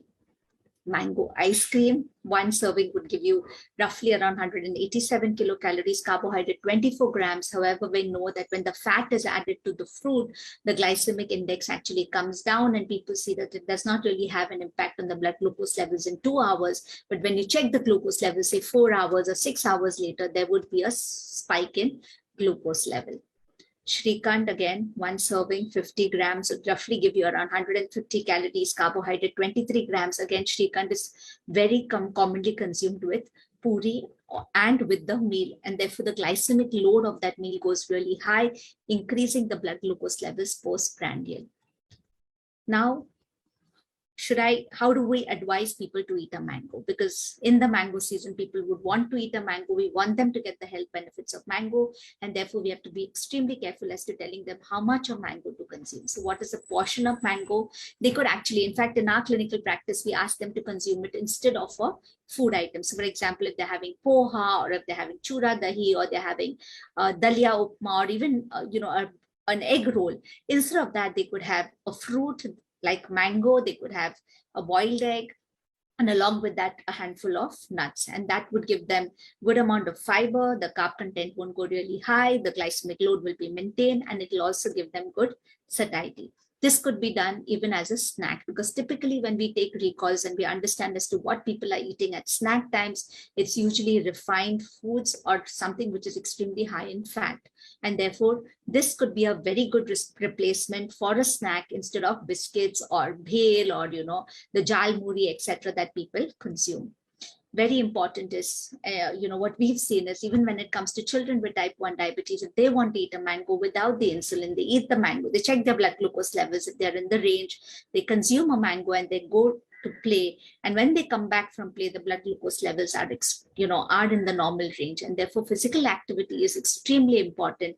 And this becomes a huge incentive for a person to be, to go for physical activity, because they know that if I'm going for physical activity, I'm allowed to eat a mango pre-activity.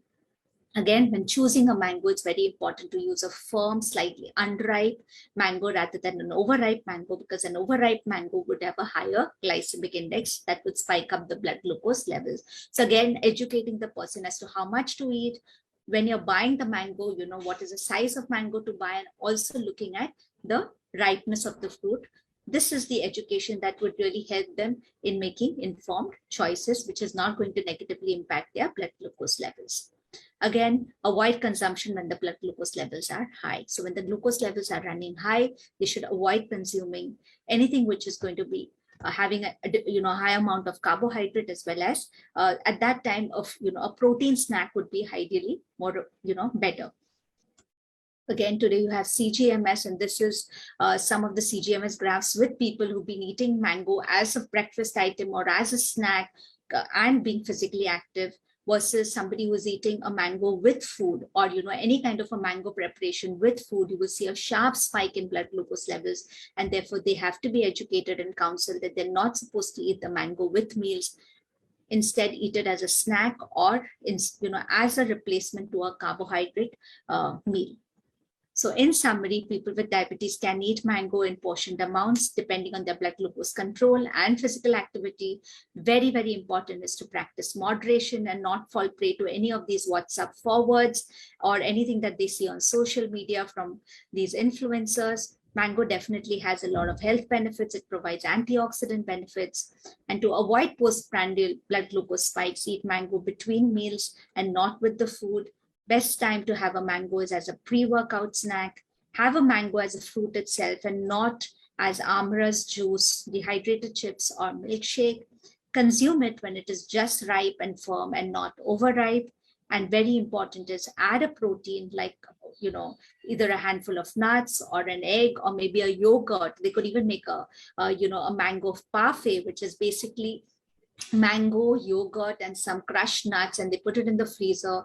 Again, it's something which is really delicious. The kids will also enjoy and extremely nutritious. And that would not cause a spike in the blood glucose levels. And most importantly is consume when it is in season. So thank you so much for your patient hearing. I have a section on mango in my book, which is Diet and Diabetes Simplified. So thank you so much. Thank you, Madam Cheryl, for your excellent coverage. May I ask you one question? What is mango puri? What is mango puree? Puree? Puree is basically when you're making the, you're crushing the mango and you're pureeing it. So basically that is what the mango puree. So you need more number of mangoes to make it. And Madam, can you give me a time to ask a question? Dinesh here. Yes, sir. I'm Dinesh here. Sir, can I take a question? Can I ask sir. a question, sir? Yes, sir. Sir, my question is that the mangoes which you are telling that they have not shown any glycemic index changes. But the mango variety also makes a difference. If the mango is with a 30% fiber, the glycemic index will be very low. So which type of mango and how you are going to refer them? This is my question, sir. That's all. Otherwise, mango is a lovely food, no doubt about it. Nobody likes to. That's exactly what I would, Dr. Dinesh, is that, depending on the variety, because we have so many varieties. Yes. You go to the market, every state will have a different mango. And therefore, when we looked up, we do not have too much of GI data in terms of mango, but approximately the GI, depending on the variety of mango, is between 51 to 60. And therefore, exactly.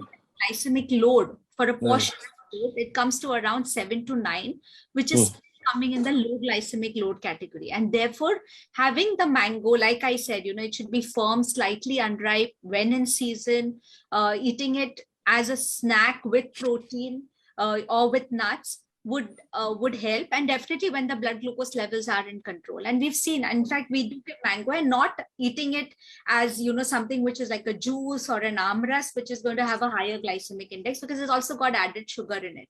So where because the moment you tell somebody don't eat it, they would eat it, because that's the human mentality, is that when you tell them no, if you educate them as to how much to eat, when to eat, how to eat, we see that they are extremely happy and the compliance is definitely better. Thank you for the clarification. That's very great talk by Cheryl. Thank One you thing so I much. must tell, that in moderation they can take, in good glycemic control they can take, as snacks they can take, and pure, somewhat just ripe mango is good, and it should be taken with some amount of protein like a boiled egg or a few nuts, rather than combining with other carbohydrate load. So with these few words, I profusely thank Madam Cheryl Salis for this wonderful talk. Hand it over to Dr. Shambo for proceeding forward. Thank you, sir. Thank you very much. Thank you, Professor Mukherjee. Thank you, Dr. Dinesh, sir. And we are really thankful to Madam Cheryl Salis for giving us her valuable time and delivering a great lecture. So now we have to move forward towards the next session. And for that, we are really privileged to have Professor Shantanu Guha sir. Professor Shantanu Guha sir as a chairperson who is a very renowned cardiologist in our country. He is the head of Department of Cardiology at Medical College, Kolkata. Welcome you, sir. And also we have a very noted pharmacologist in the country, Professor Rabindranath Chatterjee, who is the ex-president of Indian Pharmacological Society, West Bengal chapter, and vice president of Indian Pharmacological Society, All India National. So he is also a very popular teacher among all of us. So welcome, sir. And we are really privileged to have Madam Shilpa Joshi. She is the consultant dietitian at Mumbai Diet and Health Center and a practicing dietitian, very renowned dietitian in Mumbai. She is also the vice president of Indian Dietetic Association and honorary secretary at All India Association of Advancing Research in Obesity. So welcome, madam, again. So now I request Professor Shantanu Guha sir and Professor Rabindranath Chatterjee sir to start the session. Thank you, Dr. Shambo. Thank you very much for giving me this opportunity to chair this session. The subject is oils and metabolic health, clinical evidences. As usual, this is an half understood subject all along. We say something today, and after some years, the evidence has emerged which says exactly the opposite thing. So I think we can have some discussion if the time permits at the end of this session.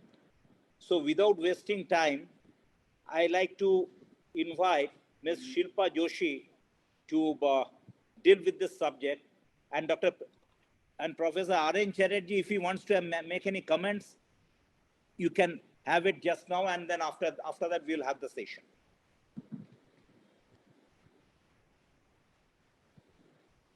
Now let us first start the session. Only one thing, very important topic, because we consume the edible oils like mustard oil, sunflower oil, all these things, and some of them are saturated, some are unsaturated, polyunsaturated, monounsaturated, cis form, trans form, all these things are there. Now, I hope Madam Joshi will tell us that which one is more harmful, which one is to some extent beneficial, and to what extent we can consume. Because this is very important part in the case of treatment of obesity, in diabetes mellitus, or patient is having hyperlipidemia. So instead of wasting time, I invite Madam Joshi to continue her lecture. Thank you. Good afternoon, everybody. And at the outset, I would like to thank Dr. Shambo, Dr. Tapan Mondal, Dr. Guha and Dr. Chatterjee for having me here. And let me just share my slides. I hope you can see my slides. Yes, madam. Yeah. Just let me. Yep. Okay. So I'm going to be talking about oils and metabolic health, clinical evidence. Now, I am so happy that Dr. Guha actually made my job easy, because that was my beginning of the presentation, that when I was a student about 23, 24 years back, oil was considered as a bad word. And when people spoke about fat and people who consume fat, it was actually considered derogatory, and patients would proudly come to the OPD and tell us, Madam, hum tel istemal hi nahi karte. We just don't use oil. And that was the in thing then. From there, we have come to a full circle where we have started accepting fats for their important role in health. So we know diet and other dietary factors beyond non-modifiable factors such as age and genetics actually play a role in a lot of metabolic issues, whether it's insulin resistance, cardiometabolic risk, lipid metabolism, so on and so forth. Okay. So now let us look at historical perspective, exactly what Dr. Guha was referring to. So for years, an emphasis of nutrition communication was to balance caloric intake and energy expenditure and decrease fat intake. So as about 25 years back, everything was about decreasing fat intake, and it was probably for a couple of reasons. But the one most important reason was for every gram of fat that is consumed, you get 9 calories as opposed to carbohydrate and protein, which give you only 4 calories. So reduction in total dietary fat were recommended to reduce saturated fat as well as due to energy density of lipids and overall goal of caloric reduction. Partly as a result, low fat, high carbohydrate diets were actually recommended in 1980 and thereafter for weight loss and reducing cardiovascular risk. This led to unintended consequences. And although fat consumption had decreased and carbohydrate intake had increased as a percentage of calorie, which accompanied a significant increase in total energy and therefore obesity worldwide. So we will see that we have seen that since 1980, where fat became actually a bad word and people were not consuming fat, a whole industry which supported overconsumption of carbohydrate was built, and that actually led to increased prevalence not only of obesity but also metabolic disease, and that is the real problem. Now, dietary fat and CAD. The recommendation of reducing dietary fat, especially saturated fat, was based on something called as a diet heart hypothesis. What did it propose? It proposed that dietary saturated fat and cholesterol play a primary role in development of atherosclerosis and coronary heart disease. And this hypothesis was informed by 2 key observations. Controlled feeding trials demonstrated that dietary saturated fatty acids and cholesterol raised total serum cholesterol and LDL cholesterol, and increase in the both of this increased the risk of coronary heart disease. But since the origin of diet heart hypothesis, a large amount of research has identified multiple pathways that lead to development of CHD, and thus intervention that affect a single surrogate biomarker must be interpreted with caution. So you just cannot say that it is saturated fat that increases total cholesterol, or you cannot just say that it increases the triglyceride, because there are many ways in which it can be increased, and over the year research has actually proven it. So this is a START study which has shown what is actually Indians eating. It was shown both in people with diabetes and people not with diabetes. And right now the data I am showing is in non-type 2 DM group, because type 2 DM group is a at-risk DM group, at-risk group. But this is in non-type 2 DM group, and you will see that all over the country, we are busy eating carbohydrates. So look at this, from 60%, 65% to 70%, the net caloric intake in India is comprising of carbohydrate. Protein is very little, except in East, where you all belong to, about 14%, other countries barely consuming 10-11%, and about 20 to 22% of energy coming from fat. So Indian diets are high carbohydrate diets, and then how come we have such a large prevalence of obesity, heart disease, diabetes, so on and so forth? Now, this is a very, very interesting meta-analysis, which is done by Sarah Siddleman, and I think all of you should read it. It was published in Lancet in 2018, where she had shown that there is a U-shaped relationship between energy consumed from carbohydrate and mortality. So if you see, low carbohydrate diets cause high mortality, so do high carbohydrate diets.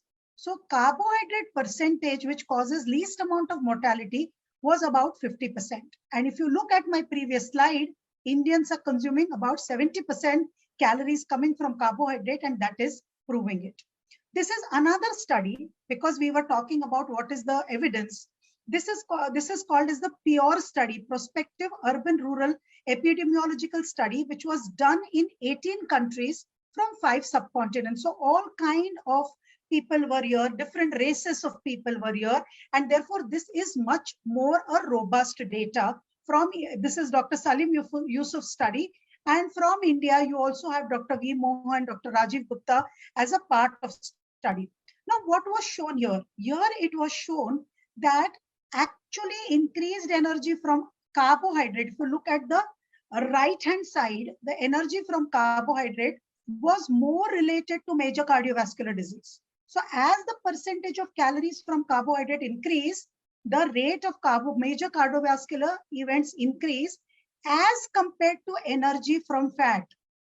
Again, it does not mean you can eat fat ad libitum, but it is not as harmful as it was touted for many, many years, including energy from saturated fat, which was considered very bad. Of course, PUFA and MUFA have shown greater results, but even saturated fat is not as bad as carbohydrates is. And therefore, they have done various things when carbohydrates were replaced by, different kinds of nutrients. What was the risk? Now, these are current dietary recommendations by different organizations across the world.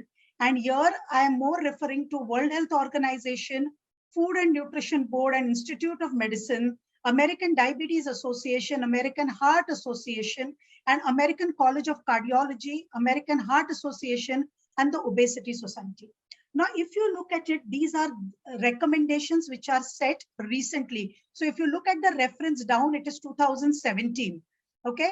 Now, if you look at total carbohydrate, at least World Health Organization and Institutes of Medicine actually say that the net carbohydrate, net fat intake should be between 20 to 35%.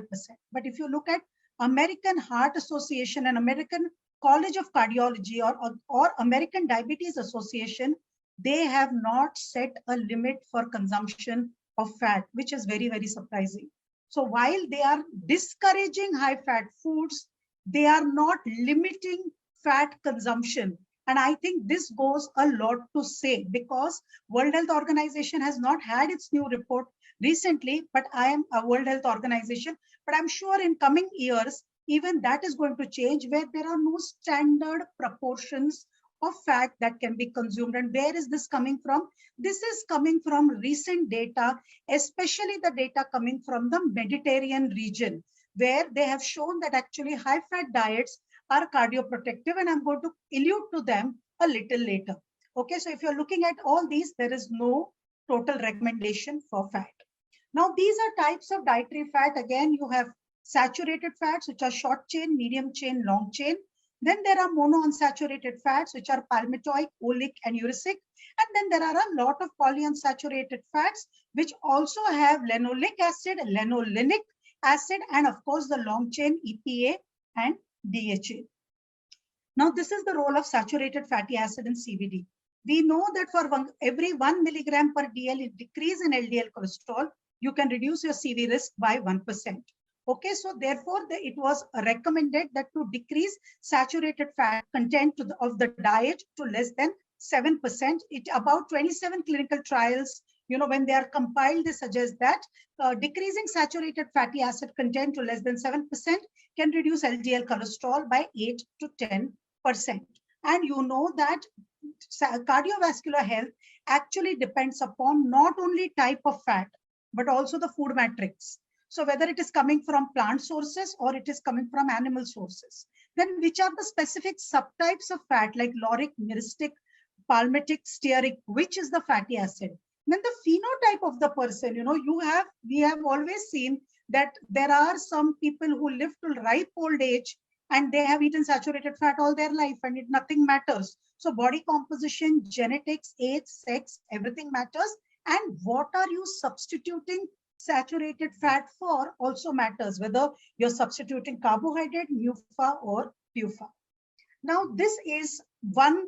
So there are certain things which are hot topics for discussion. One of the very hot topics as of today is coconut oil, because media has made coconut oil very, very popular all across. So coconut oil has been receiving much attention in popular media as a potential beneficial food. There is a systematic review which was published in 2016, identified 7 trials that tested effect of coconut oil on LDL cholesterol. In this trial, coconut oil was compared with oils with a high content of unsaturated fat, and a significant detrimental effect was found in 6 out of 7 studies. Okay. Meta-analysis by Neil Kantan, Seha, and Van Dam found that coconut oil significantly increases plasma LDL cholesterol, high density lipoprotein cholesterol, and had no effect on triglyceride, body weight, body fat, and marker of glycemia and inflammation as compared to non-tropical vegetable oil. There are no randomized clinical trials that determined effect of coconut oil on cardiovascular events such as MI, heart failure, or stroke. Coconut oil may be, so this is what in an editorial in the journal Circulation, Dr. Sachs has said, and I quote, coconut oil may be viewed as one of the most deleterious cooking oil that increases risk of cardiovascular disease. Even in comparison with palm oil and other tropical oil with high saturated fat content, coconut oil increases LDL cholesterol. Replacing coconut oil with non-tropical unsaturated vegetable oils, especially those rich in PUFA, will have health benefits. And this is coming in editorial of the journal Circulation. Okay, then there is ghee, which is another thing which our patients love. You know, they want to hear it from us, how much ghee to eat. And therefore, I put ghee and CVD as a topic for searching in PubMed. Okay, and I put the time period from 2003 to 2022. And if you see, I got very, very limited research, only 7 studies. Okay, so this is the problem with ghee, is that data is limited. There is a lot of anecdotal data, but real data with classical studies, there is very, very limited. And this is right coming from PubMed, and it was done just a couple of days ago. So there is one of the studies which is coming from Pakistan in the Asia Pacific Journal of Public Health, which was published in 2003, where it is shown that it increases CV risk among this study is coming from Pakistan. Okay, so in some, this is a more recent study. It is coming out on 19th November 2021. And this study showed that ghee, which has predominantly saturated fat, has an increasing effect on plasma ApoB and non-HDL cholesterol as compared with olive oil, and adding further evidence to existing recommendation to replace dietary fat high in saturated fatty acid with dietary fat high in unsaturated fatty acid to reduce CV risk. So this is as recent as it can get. It is 19th November 2021, because we wanted evidence to show. Okay. Then effect of saturated fats on Indians. So there are a couple of studies again from Dr. Misra, Dr. Anup Misra, and there are also studies from Yagala. So Yagla et al. Have reported that an average energy intake of 8% of saturated fat in migrant Asian Indians in USA, while saturated fat intake was about 6.5% in adult city dwellers belonging to low socio-economic stratum living in India. It has been recently reported that high intake of saturated fatty acid in urban Asian adolescents and young adults.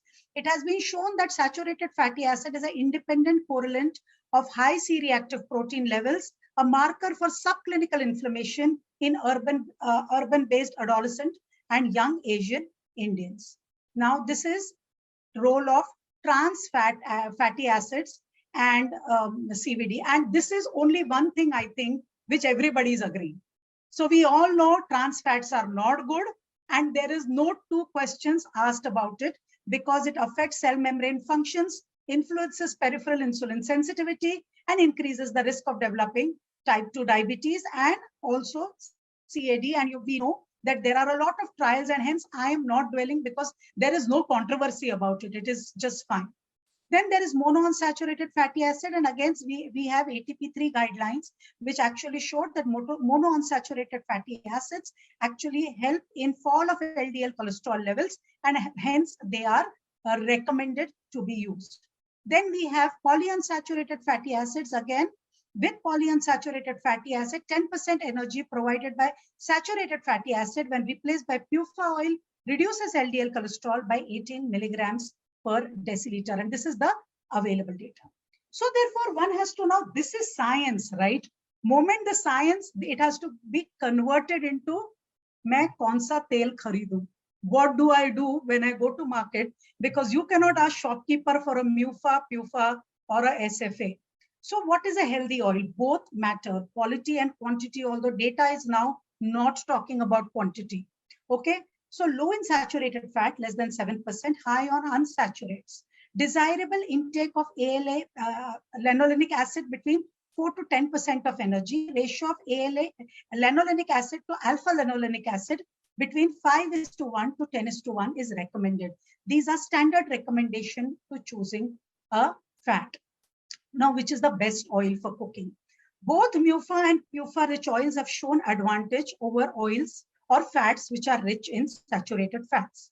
It is important to understand, this is something which is very important, which is rarely discussed in books. It is very important to understand that Indian cooking involves high temperature heating of fat. So fodan, panch fodan, which you use in Kolkata, or forni that is put in Maharashtra, or tadka which is put in North India, involves heating fats to about 150 to 200 degrees Celsius. So stability of MUFA-rich oils as anicidine value, free fatty acid value, and totox value is much greater than PUFA-rich oils.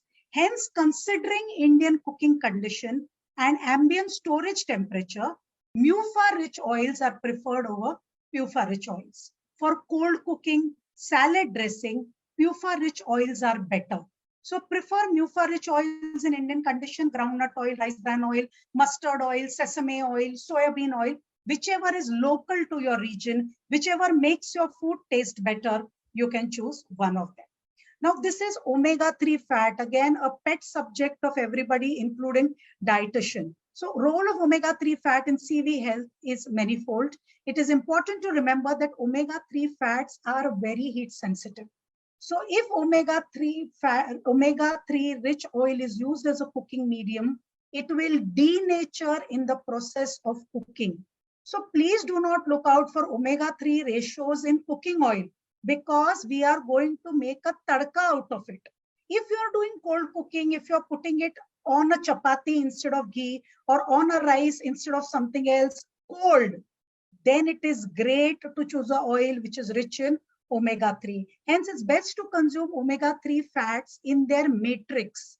What is omega-3 fat in the matrix? Walnuts, flax seeds, chia seeds. These are rich sources of alpha lanolinic acids, which are then converted into their long chain in our body. And cold water fishes like salmon, herring, cod are rich sources of omega-3 fat. And I'm speaking to a whole crowd in Calcutta, and I know fish is very, very dear there. So, you know, fish is a good source of omega-3 fat. Now, one more thing, virgin oil and cold pressed oil. Now, this is something everybody wants to hear.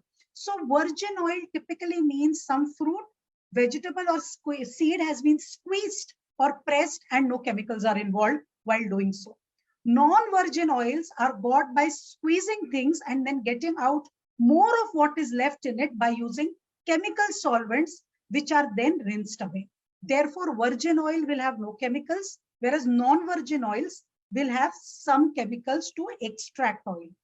Oil can be extracted by using methods of cold pressing to crush the seeds at a lower temperature to release oil. Cold pressed oil have neutral taste when compared to other methods, and no solvents are used. Both virgin oil and cold pressed oils are rich in micronutrient and antioxidants, and hence should be stored and used at lower temperature. Please don't buy a virgin or a cold pressed oil and leave it near your gas in a bottle, which we typically do. Oil is kept right next to the gas in the kitchen, right? It is going to get exposed to the heat all day and it will lose all its antioxidant properties. If you're buying an extra virgin olive oil or any kind of extra virgin oil, please refrigerate it. Take it out just before using so as to preserve the antioxidants in the fat. Blended oil. Now this is another thing. Edible blended oil, vegetable oils are made from one or two or more refined oils. Blended oils can provide a wider range of essential fatty acids than single vegetable oil, which supports good nutrition. But what is very important? There are very few studies and there is not much data available. Okay, so rather than using blended oil, and this is my opinion, and I stand to be corrected, Different oils can be used for different recipes. Why would you want to buy blended? Suppose I'm making a food in which is Bengali, I'll use mustard oil. If I'm making a Maharashtrian food, I'll use groundnut oil. If I'm making a South Indian food, I'll use sesame oil. Why would I take all three oils and blend and make a jhalmudi out of it? Okay, frying food. Now this is something, again, very, very important. High temperature, which causes thermal changes such as isomerization, cessation reaction of aldehydes ketones, forming various degradation products as epoxides and hydroxy peroxides. These hazardous compounds are identified and potentially carcinogenic molecules such as carbonyl compounds or monoepoxides and some aldehydes which are produced from linolenic acid, and hence omega-6 fats should never be used for frying. Frying process can also produce trans fat, and I think this is something which is very important. We don't buy a trans fat, we don't buy dalda, we do not buy a hydrogenated fat, but when you start frying food in the house, you are making them yourself in the kadai in which you are cooking. So epidemiological studies suggest that there is a relationship between level of these compound intake and cardiovascular risk. The use of oil during a long time or reuse would lead to formation and accumulation of undesirable substances. These compounds may be related to release and dissolution of food particles or products of thermal and oxidative reactions to the oil. All these factors contribute to increase oil viscosity, decrease surface tension between food and oil, and increase supply of oil to the food surface, thereby facilitating oil absorption. And that is why, as dietitians or as doctors, you all tell people do not eat a samosa from halwai, because that oil in that kadai, I don't know when it gets changed. I think the day shop is started, the oil is poured in kadai, and I think when the day shop is going to wind up, I think that is the day that oil is drained. Otherwise, oil is re-added. So they keep adding more fat and never remove these substances from fat, and therefore eating deep fried food is hazardous. So these are all compounds which are formed during fat frying.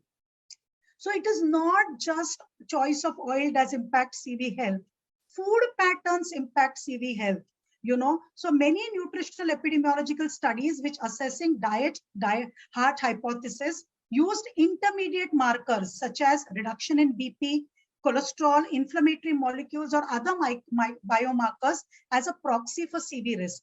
This approach could be flawed for various reasons. First of all, there are multiple pathways that lead from diet to CV disease, thus negating a high value change of a single biomarker. How can you say, if I don't eat particular food, I will not get a heart attack? Because there is not one thing that causes heart attack. So there are many markers.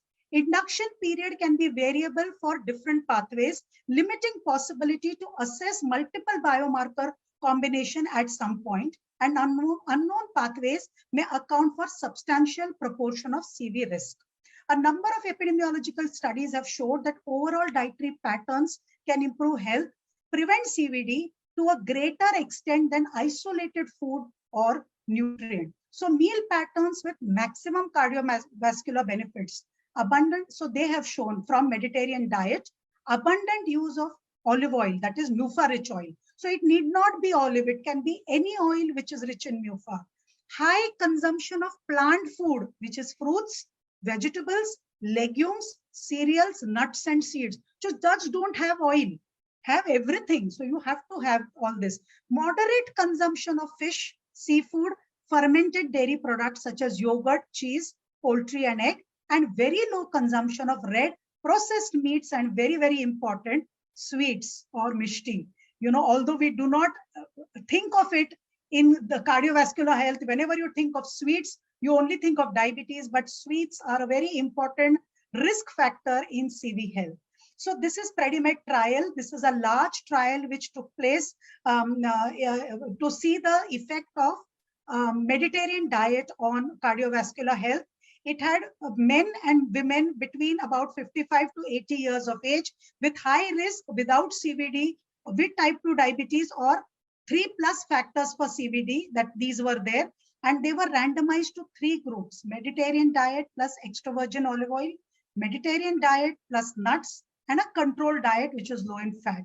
This was a parallel group, multi-center randomized trial with about 7,500 participants, which was planned for 6 years, but it was stopped at 4.8 years. The fat content of diet was ranging from 35 to 40% of calories. It was supplemented with extra virgin olive oil, 4 tablespoons per day of extra virgin olive oil per person, or 30 grams of tree nuts, which included 15 grams of walnuts, 7.5 grams of hazelnut, and 7.5 grams of almonds. And this was shown. The incidence of cardiovascular disease in the Mediterranean diet group was lowered by approximately 30% as compared to diet in the control group. So whether it was increased fat with help of nuts or extra virgin olive oil, but having all the components of Mediterranean diet like plant-based diet, minimal non-vegetarian food, and this was what was shown. So nuts are very, very important in managing cardiovascular disease. Please advocate nuts not only for their fatty acid content, but have many bioactive compounds that are capable of reducing cholesterol. The best candidate for this molecules is phytosterols, and these are different nuts and their fatty acid composition. So in conclusion, fats are part of healthy diet. Low fat, high carbohydrate diets are not recommended either for weight loss or for metabolic issues. Selection of cooking fat is important. Quality and quantity of fat is important parameter for weight management and metabolic health. The selection of fat is not the parameter for prevention and management of CVD. It is important that healthy meal patterns, which include minimally processed carbohydrate or starches, plenty of vegetables, legumes, fruit, are included in the diet. Thank you so much for a patient hearing. Thank you. Thank you very much for this excellent talk. Very elaborative and exhaustive lecture. I do have a couple of queries. One is regarding the mustard oil, that is the most popular oil in this part of the country. Yeah. Why mustard oil is banned for eating purpose in US, Canada, and European Union? That is because that is one question. Okay. And let me finish the other part. We tell about the refining oils, refined oils and all, and one form of refining is heat refining. You heat the oil and then again cool it down. In the process, don't you make it more of trans fats? These are the two questions I do have. So, sir, second question first, and then first question second. So, heating of oil, refined oil, like you rightly said, it's taken to high temperature, and that is really not good. And that is why we typically say, do not consume refined oil. Consume as much unrefined oil, like in market, it is called kachi ghani. The oil is called kachi ghani ka tel. So that is the message I wanted you to say. So no refined oil for daily cooking.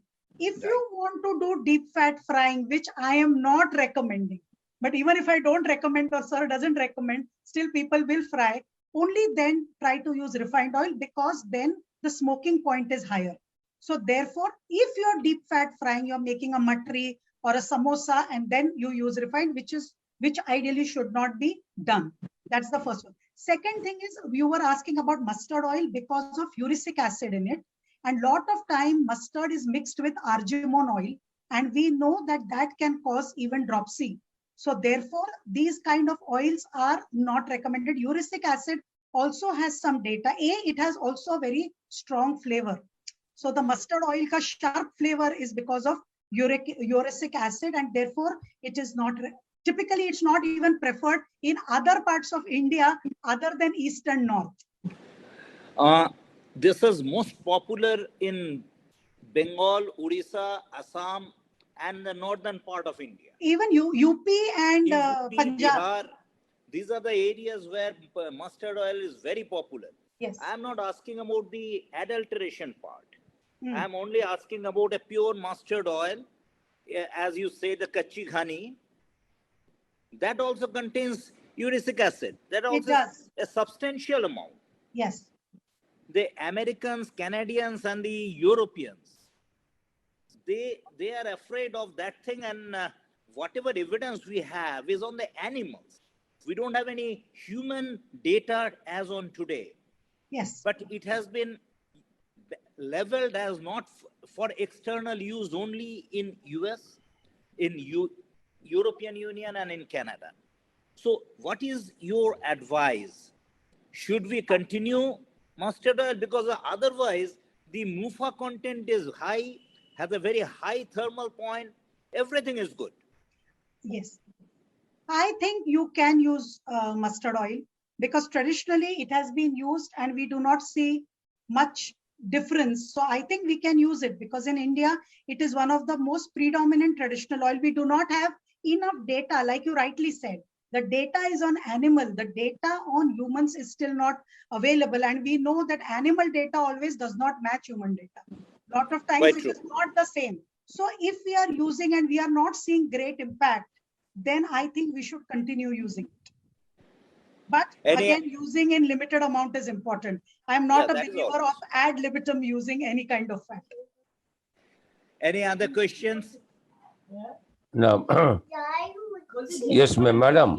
Okay. Am I audible? Yes. Yeah. You have clarified so many questions because as Dr. Shantanu told, we had the belief that mustard oil is dangerous, but now we see we can consume mustard oil. But coconut oil is very dangerous, which we never use usually. But another thing is we can use groundnut oil, sesame oil. But point is what you told, our cooking process is really dangerous. We make the mustard oil or this groundnut oil, sunflower oil dangerous by conversion to trans fatty acid by cooking. Because we give lot of heat. That we have to be cautious. Very nice discussion you have done and very simple way. Thank you, madam. Thank you, sir. So over to Shambo. Thank you, sir. Thank you, madam. And we are really thankful to both chairpersons and madam specifically for giving us our valuable time. Sir, you are also very busy and you had spent a quite lot of time with us. So we have to move forward towards the next session. And for that, we have chairpersons Professor Dhriti Bromho, who is the Professor of Pharmacology at Nigrims, Shillong, and also a visiting Professor of Pharmacology at AIIMS, Guwahati. So welcome, sir. And also may I invite Professor Anjan Odhikari, who is a Professor of Pharmacology at Jalpaiguri Medical College. So welcome, sir.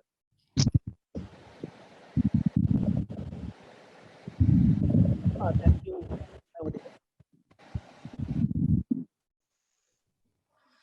Hello, am I audible? Yeah, Dhriti, continue, start. Yeah, thank you, Dr. Shambo. I must first of all thank Indian Pharmacological Society, West Bengal branch. First of all, the President Mondal sir and Dr. Samajdar, General Secretary, for giving me the opportunity to chair this session. Actually, okay, and Anjan sir is there? Yeah, I'm here. Hello, sir. After a long time. Yeah. Good afternoon. Good afternoon to everyone from Shillong Nigrims. Okay. Actually, I must congratulate IPS West Bengal branch for organizing such a symposium, which is basically based on the concept of aham annam. That is what you have to say. Aham annam. That is I am food actually. So daily we consume food daily, but still controversial things.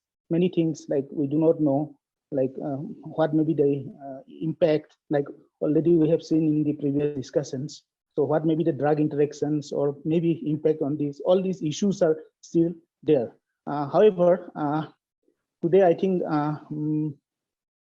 plants are an important ingredient actually. Plant, so we always consume, that is our routine food something. So what is the impact of these plant-based foods on the our front line of the defense system, that is microbiome, gut microbiome? So that what is their impact? And today it is the era of science. It is the era of evidence. So we need evidence. So based on that only, I think Dr. Samajdar Shambo will be presenting one evidence-based talk. So I think that's all I want to say. Anjan sir, please. Yeah. Thank you, Shambo. Thank you, Jiti. Good afternoon to all my respected teachers, my colleagues, friends in this gathering. I also convey my thanks to the organizer, especially to Shambo. Now, when Shambo requested me to chair the session few days back, I was not conversant about the topic. Later on, I started studying few articles. It's a unique world and unique concept that microbes can affect our health, the gut microbes especially. And I searched a number of papers where it is clarified that the plant diet, basically the veg diets, the overall gut microbes designed in such a way that can prevent different diseases. So it's a unique topic for me also. And another issue is that the title presented by Shambo is evidence-based. I mean, the generation of data, the quality of data, the credibility of data, the impact of data from this topic. I think we must go to the topic, and I welcome Shambo to start with the topic and enlighten us about these aspects of health, food, and its a correlative understanding. Shambo, please. Good afternoon, everyone. So, first of all, this seminar or lecture is for Indian Pharmacological Society West Bengal chapter organized symposium on food and health. And I'm really thankful to the chairpersons, Professor Anjan Adhikari and Professor Dhriti Brahma. And for this talk, I am really thankful to two of my mentors, Professor Shashank R. Joshi and Professor Shantanu Kumar Tripathi. Their inputs helped me a lot for development of this presentation. So as we are going to discuss on plant-based diet and gut microbiome, what evidences say, there should be one disclaimer that I am not a nutrition expert. So let's start our journey. And in the beginning, we must appreciate that rich with rupees or rich in good gut microbiota, what is more important for our metabolic health?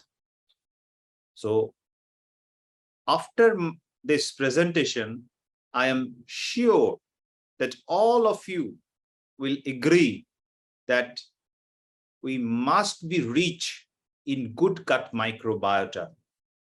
And something like that, if I am rich with rupees, which might obstruct our aim or our goal to be rich in good gut microbiota. So this will be our discussion agenda. And first question that we need to answer, that who am I? Then we'll talk about little bit what is gut dysbiosis, then how the gut dysbiosis and metabolic health are interrelated, and finally we'll try to dissect some evidences on ameliorating effect of plant-based diet on gut microbiota. So let's discuss first, who am I? So when we ask this question, we all remember the great philosopher of our nation, Adi Shankaracharya, the great Nirvanashtakam. A beautiful line in that Nirvanashtakam was that Aham bhojanam naiva bhojyam na bhokta chidananda rupa shivoham shivoham. That means I am neither the act of enjoying, the enjoyable, nor the enjoyer.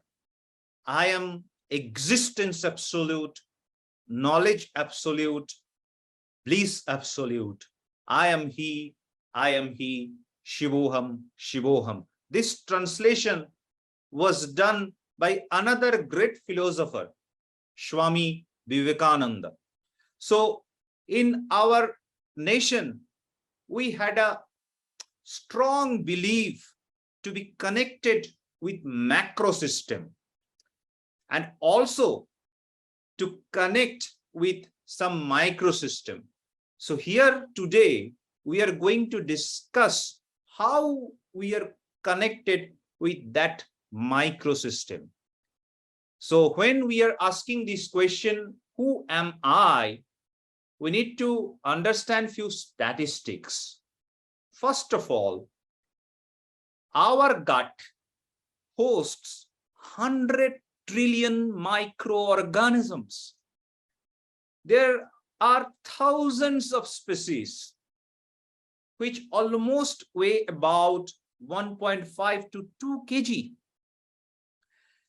There are 3.3 million microbial genes, whereas only 20,000 to 25,000 human protein coding genes. And if we just divide this bacteria into 3 major groups, they represent almost 95% of the microbiota. They are Firmicutes, Bacteroides, and Acinetobacter. And then I think we all should agree we are more bacteria than human. So this system is just a house of trillions of bacteria. So we are nothing but a house which contains lots of microorganisms. And as we all know that if the residents of the house are bad, then house will be destroyed soon. So we need to take care of those residents to actually help our body to remain healthy. So as we are talking about gut microbiota, they also evolves with us, and that journey starts during our fetal life. And we can see in this left side picture the study done in some fetus, which suggests even in the fetal state, they exposed to maternal microbiota. And there is a dynamic, viable mammalian fetal microbiota during in utero development. It has been seen via different studies conducted in mice model, also some human model using that specific probe EUB338. And if we just check the dynamicity of gut microbiota, then we will find in the uterine amniotic fluid, there are microbes. And when the newborn see the first light of earth, then also they are going to be exposed with different types of microbes depending on which type of delivery. Like in case of vaginal delivery, we'll get lots of good gut microbiota like Lactobacillus, Prevotella, or in case of cesarean section, then this availability of the good gut microbiota will be less, and there will be some bad bugs like Staphylococcus or Corynebacterium or Propionibacterium.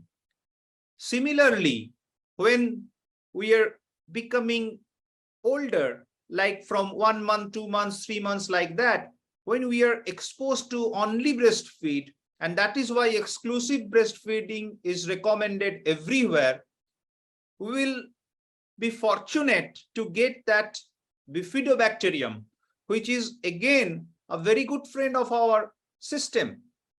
And when we are talking about formula milk, at that time, what happened? The bad bugs like Bacteroidetes, Clostridium, they will rise. And during weaning period, what type of food we are taking, that actually guide or that actually determine which type of bugs we are going to be hosted. And we all know the antibiotics and their bad effects. So if we use antibiotics, they will increase the bad bugs and decrease the good bugs. So we need to be very cautious while using antibiotics in infancy. And at the time, after 1 year, this situation, this changing climate in our gut becomes little bit stabilized. Though there is a dynamicity in infancy, it becomes stabilized in childhood after 1 year. But it has a huge influence from different types of environmental factors. And we should acknowledge that this gut microbiota is one of the main determinant of lifelong health. And if again we consider that health begins in the gut, there are some important numbers again to revisit, that 100 billion bacteria to every gram of intestinal content. So you can think how much bacteria we have. And we should know that they are 3.5 billion year old. They are the Earth's oldest resident. And as we always pay respect to our elderly population, we should pay adequate respect to them. And it is very important. There are lots of studies which suggest it has a 90% accuracy to, if we understand the gut microbe map in us, then we can predict obesity. And this is very interesting, that 100 million neurons in our gut that has been influenced continuously by microbes. So it could be accepted as a second brain. And sometimes I am talking in front of you. If my gut microbes are not well, then I cannot express many things to you. And as I am talking, I am talking with you. So this could be a wrong note. Why? Because we are more bacteria than human. So always we need to consider that we are not the majority in our system. We are the minority, and we need to respect our friend bacteria. Now, as we talk about our friend, if we lose our good old friends, that means the gut dysbiosis will happen. And what is that gut dysbiosis? That means transformation from healthy gut microbiota to dysbiotic gut microbiota, symbionts to pathobionts. So there are different symbionts, including bifidobacteria or lactobacillus, or some specific bacteroides like T. micron. So they are the specific bacteroides phyla which could be transferred to different pathobiont predominant region, which could be responsible for more increased gut permeability, increased systemic endotoxin production or endotoxemia, more pro-inflammatory cytokines will be responsible for insulin resistance, more calorie intake, adiposity increase, obesity increase, and ultimately that will be responsible for MET syndrome. And if we have high fat, high sugar diet, stress, antibiotics, and bad environmental factors that can transfer this healthy gut microbiota to dysbiotic gut microbiota. And if we have a good healthy diet, lifestyle, exercise, rational use of pre and probiotics, and there are some modalities like fecal transplantation, which is growing up, that can convert from pathobionts to symbionts, and that can help in improving gut and metabolic health by decreasing gut permeability, decreasing endotoxemia. There will be less pro-inflammatory cytokines, and we will get some beneficially active molecule like short-chain fatty acids, indoles, and overall the insulin sensitivity will be increased.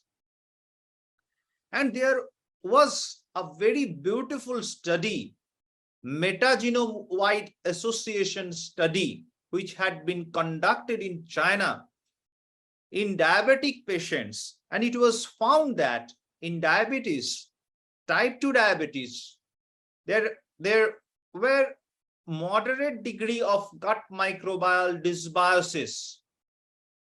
The decrease in abundance of universal butyrate producing bacteria, so decrease in symbionts, increase in different opportunistic pathogens, changes in the proportion and diversity of gut microbiota even in the early prediabetes period. So if we can correct that, so we can alter the natural history of diabetes. And as we are talking about obesity, type 2 diabetes, insulin resistance, and metabolic syndrome, they all are interrelated, and there was a complex multi-directional interaction between genetic, environment and diet, and microbiota. We should appreciate that. And we need to understand few important biochemical compounds like choline, TMA or TMAO, which are responsible for atherosclerosis. And there could be some influence in the enterocyte or hepatocyte or macrophage level, which promotes cholesterol accumulation in different parts, including the cells of arterial wall. Even they act as some uremic toxins, which cause nephrotoxicity. The specific bile salts, they produce by stimulating FXR receptor steatosis, hyperhepatic triglyceridemia. And therefore, we often found today metabolism or metabolic disorder associated liver disease in our clinics. And even if who are now listening this with now, if we just check your abdominal circumference, I am sure it is, if you are male, most of you have more than 90 centimeter of abdominal circumference. That includes me too. And who are female, I am sure that most of you have more than 80 centimeter of abdominal circumference. If you are not, I am requesting you to please write in the comment box that I am not, so that we can understand how much of you are having some more good friends in your gut. And now if we consider our good friends, good gut microbiota, they will produce short chain fatty acids like butyrate specifically, and which butyrate is very beneficial by acting specific receptor. They actually anti-inflammatory, they reduce blood pressure, and also what is important, the sympathetic nervous system hyperactivity could be reduced by this butyrate type of short chain fatty acids. And when we are talking about dysbiotic alteration in gut microbiota, which leads to elevated not only the local toxin, but also the circulating toxins like tissue microbe associated molecular patterns. In short term, microbe associated molecular pattern means MAMP, like lipopolysaccharides or peptidoglycan. So what happened? There will be some bacterial translocation. How? Because that mucosal epithelial barrier will be impaired, and that driven by that dysbiotic alteration in gut as the consequence of losing our good friends. Then what happened? The tight junction will be disrupted. There will be elevated circulating and tissue MAMPs like lipopolysaccharides or peptidoglycans. And what happened? There will be the translocation to the peripheral tissues, and they will bind to different toll-like receptors and mediate different adverse reactions. And this is generally denoted as gut microbiota dysbiosis driven immune signaling pathways. So our immune system become problematic, and as the peptidoglycan, flagellin, and a reaction between antigen presenting cell with toll-like receptor 5 improve the gut barrier. This peptidoglycan, flagellin, when they are taken up by the antigen presenting cell and then ultimately binds with toll-like receptor type 5, that thing happen when we have abundance of our good friends. So what happened in dysbiotic gut? This crosstalk between antigen presenting cell and ultimately that Th17 mediated reactions will be impaired, and there will be decrease in interleukin 22 level, which are protective. And this is in nutshell. In this diagram, we can see what happened in the dysbiotic gut microbes. So as already we had discussed, when there is peptidoglycan, they will bind with specifically that NOD2. They will help in promoting the tight junction. They increase the intestinal barrier function. But if something happened due to that lipopolysaccharides mediated toll-like receptor thing 4, the tight junction becomes loosened. And when peptidoglycan enters into the system, then that is not good. They will bind with NOD1 and they will produce inflammation or insulin resistance. Similar things happen when we are talking about flagellin. When the junction, the epithelium is tight, then the flagellin will act through TLR5 and there will be intestinal barrier function will be improved more. That is beneficial. But what happened? When they enters due to that loosening of tight junction, they will bind with dendritic cell, that means the antigen presenting cell and toll-like receptor 5, and that actually impairs the good immune response like Th17 mediated reactions, and ultimately they will reduce the production of interleukin 22, which is generally beneficial. When we have good gut microbiota, this type of reactions will not happen. And this is a very complex picture, but I want to focus in the middle, that meat, the picture of meat. We can see that they are the source of phosphatidylcholine and L-carnitine. They will produce some specific changes in our gut microbiome. They will produce more TMA and TMAO, which will act through FXR receptor, and that is actually promotes inflammation and impair the fatty acid metabolism, which are responsible for atherosclerosis, insulin resistance, or glucose intolerance. Whereas if we have more fibers in our diet, then that will generally produce less firmicutes, and the ratio firmicutes and bacteroidetes becomes altered. More bacteroidetes will be there, and that will produce more short chain fatty acids like butyrate, and they will help in promoting anti-inflammatory reactions. Of course, that depends on which type of G protein coupled receptors they are going to bind with.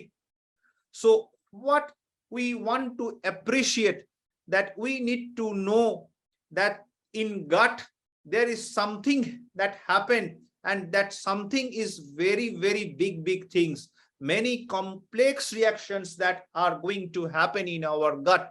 And for that, one take home message should be taken from this busy diagram, that if we have a fiber rich plant-based diet, then it will produce more butyrate like short chain fatty acids, which are beneficial in our metabolic, vascular, and neurological health.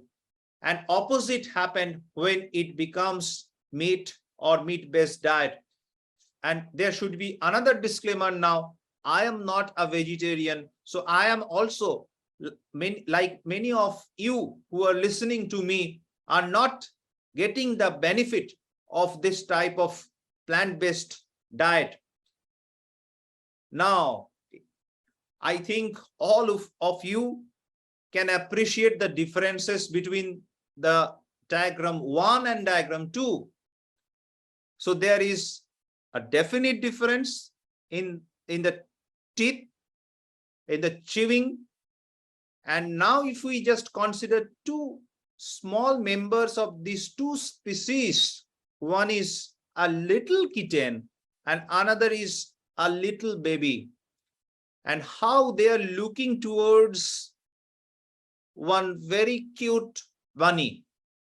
So what is the difference? Actually, when the baby boy is seeing this bunny, he's thinking that this bunny is his friend. You want to play with that bunny. But again, this kitten, when he is seeing this bunny, then he is thinking that this is the food for him. So this is the basic instinct. Even I am a non-vegetarian. If I am going to a shop, meat shop, if I am seeing a goat who is a live goat, I will, if I am seeing a live chicken, so I cannot consider that thing as my food first. The saliva will not be stimulated by seeing a goat or a chicken as a animal or bird. But when we are seeing a delicious item cooked by my mom or my wife, then I will definitely my saliva becomes stimulated. So that is the basic difference. The instinct wise, we are not non-vegetarian. So let's check if there are some studies or clinical evidences that present for vegetarian diet. So this is a very robust meta-analysis of 8 observational studies, including 131,869 participants. And there was a huge follow-up of almost 11 years. What was found? a vegetarian diet compared with non-vegetarian diet was associated with similar risk of all-cause or cerebrovascular mortality, though the relative risk is less than 1, but the upper limit of the confidence interval is crossing 1, so that is not statistically significant in favor of vegetarian diet.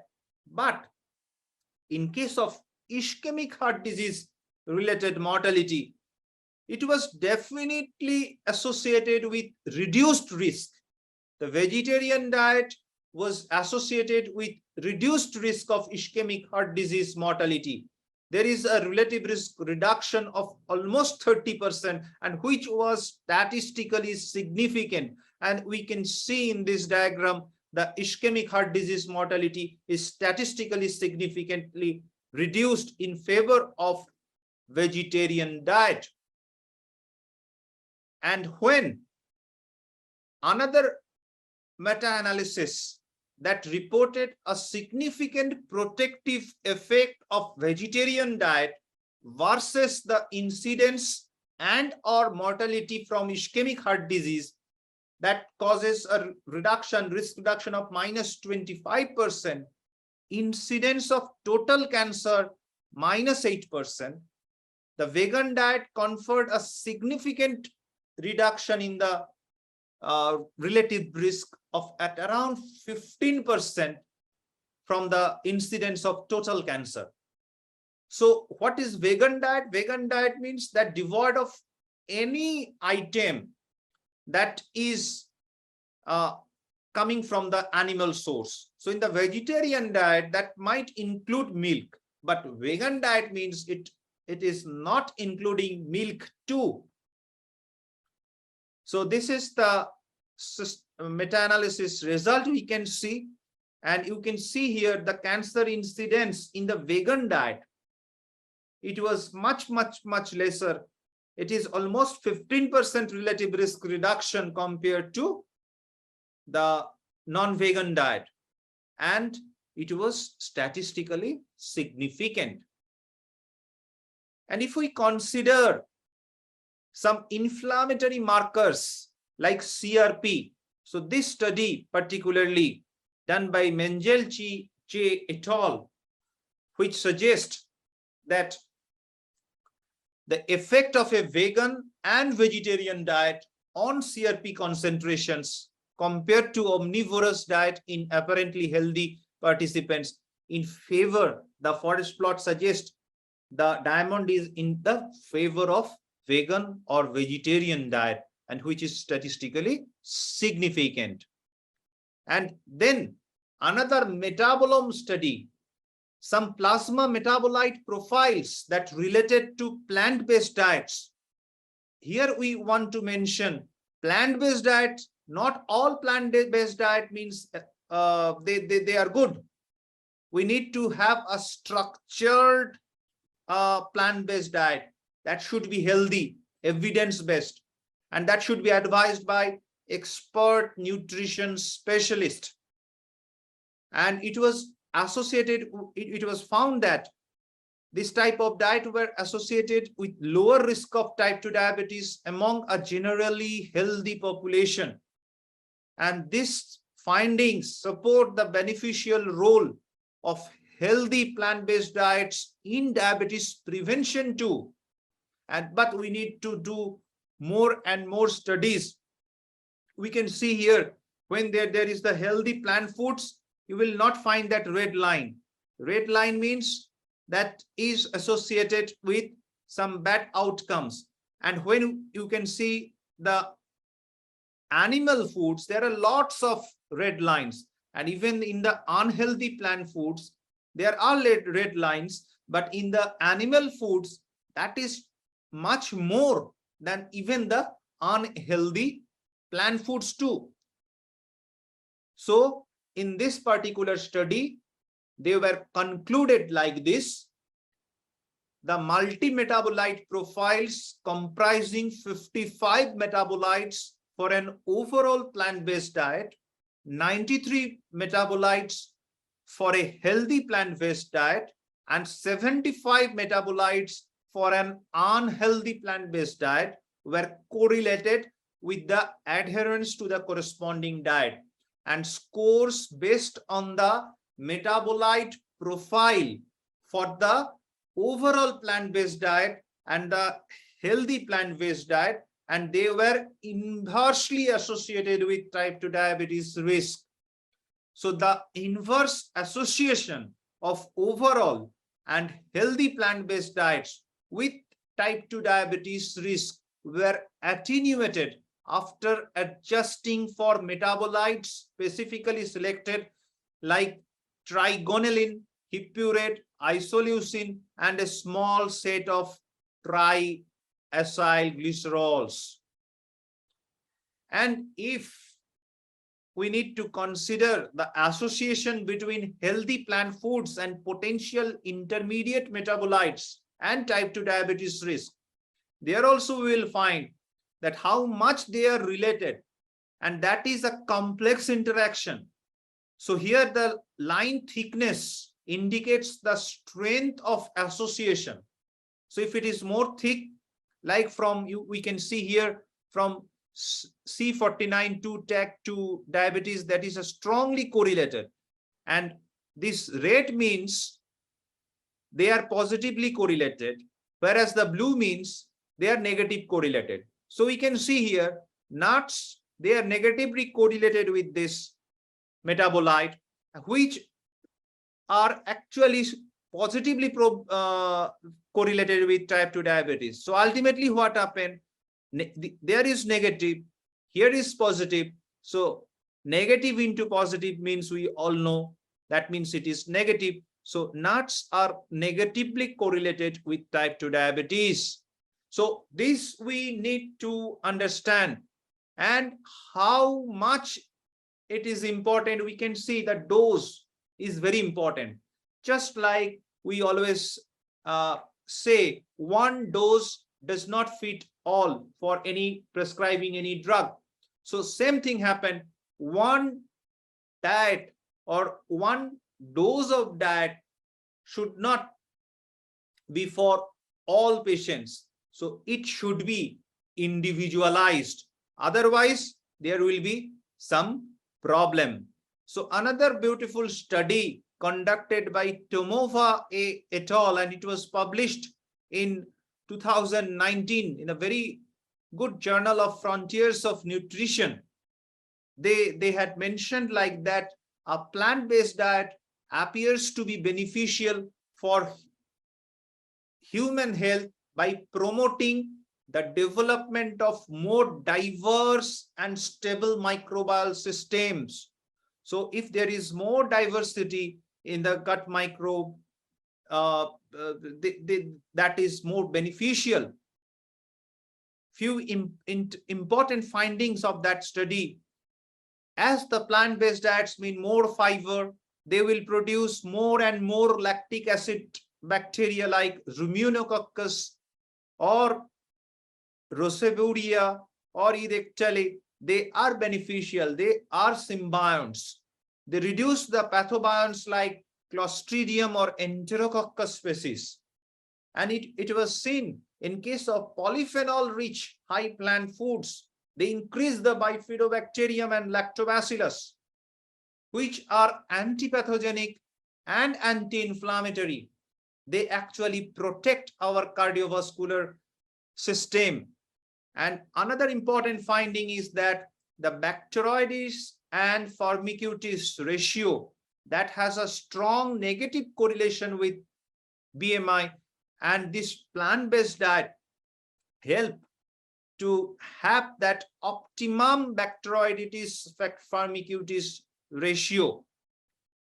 And as we are talking about diet low in animal fat and protein but high in plant fibers, that actually help to produce some indigestible polysaccharides, which ultimately after fermentation produce different type of indigestible but fermentable polysaccharides, which produce an environment very helpful for our good friends, good gut microbiota like microbiome which promotes our metabolic health. But what happens when the diet is high in animal fat, protein, but low in plant fibers? There will be some proteolysis, there will be some peptide formation, and that peptide will produce some sulfur or amino acids like methionine, cysteine, taurine, other different amino acids, or some aromatic amino acids like tyrosine, phenylalanine, or tryptophan, which actually is not a good environment, and that promotes the growth of some defective microbiota or our enemy microbiota, which are related to metabolic disease. And if we have good microbiota, that means which are promoting metabolic health, that means they produce more short chain fatty acids like butyrate, which ultimately helps in modulation of different G protein coupled receptors, even the PPAR gamma. And ultimately, the blood glucose will be less, the energy expenditure will be more, and there will be more glucose stimulated insulin secretion. Here, I just want to mention one thing. We all know that if we do good exercise, that promotes the growth of good gut microbiota. But similarly, if we have good gut microbiota, that help us to do more and more exercises. So that stimulates our brain, and that promotes us to do good exercises. Again and again, I am telling this, but I am again an unfortunate victim of this, of not having good gut microbiota, as I am also following all the bad steps like which are resultant of this type of bad gut microbiota. Like I am also disturbing my circadian rhythm. I am also not doing exercise. I am not following any structured plant-based healthy diet.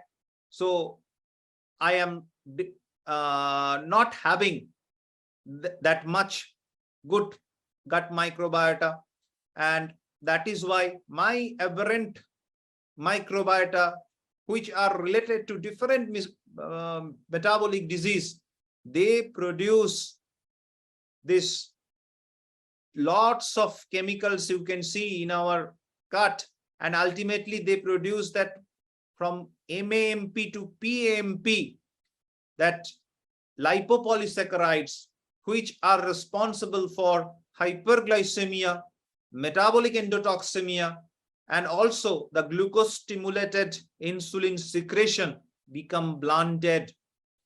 And this is a huge list we can see. And healthy microbiota and dysbiosis, this balance is lost. And when this balance is lost, that is responsible for different types of disease, including type 2 diabetes, metabolic liver disease, cardiometabolic diseases. Even in malnutrition, what happened? There will be a bad micro predominant gut, and that is characterized by less bifidobacterium, and which are actually help to promote anaerobes to facultative anaerobes ratio becomes decreased.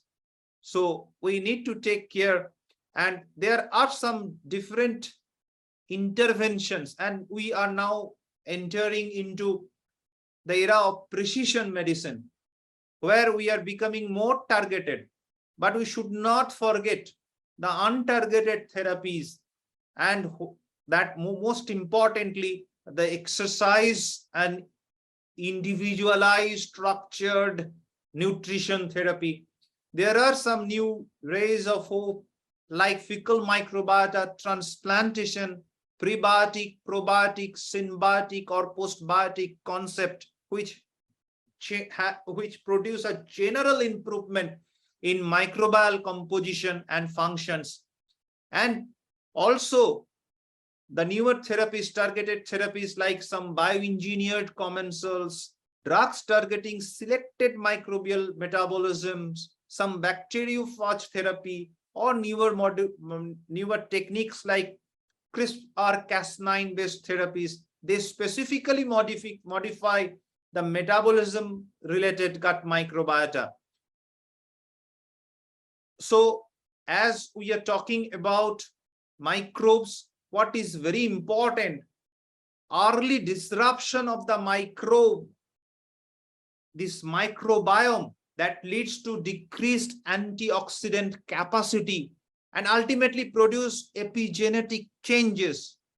There was a study which suggests there is more rise in autism due to this hypothesis.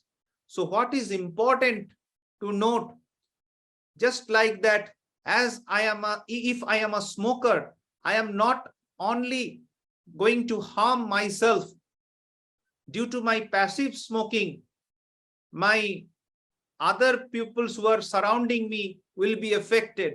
Not only that, there will be some epigenetic changes, and that epigenetic changes will produce atrocities in our next generations. So similar thing may have happened if we not correct our gut microbial system. We may call it as a different system or a invisible organ. The gut microbiome can be an invisible organ. If we not give enough importance to this gut microbiome system, that is going to affect our future generation. So we need to take care of our gut microbiota so that it should not produce any epigenetic changes. So each step is important, as we already mentioned.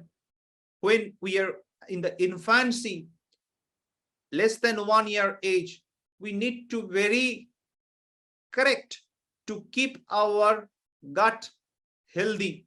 And after that too, after 1 year, we have a development in our system, the adult-like microbes that developed, but we should give enough time, take proper diet, do exercise, follow circadian rhythm, always try to de-stress ourselves by using some methods like maybe meditation, pranayama, all like that, so that our gut have some good friends.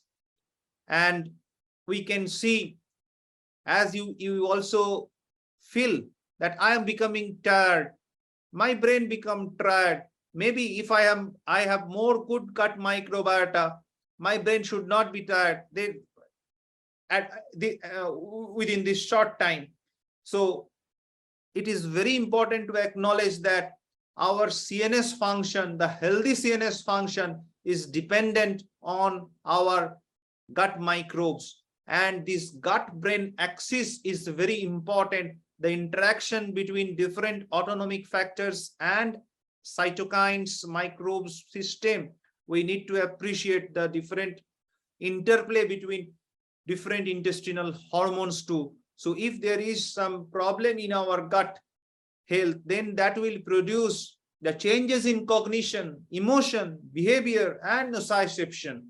And there will be more and more inflammatory cells, and there will be abnormal gut physiology. So it could be a vicious cycle. So we need to take care of our gut. So first, the take-home message should be respect your friend, respect your gut microbes.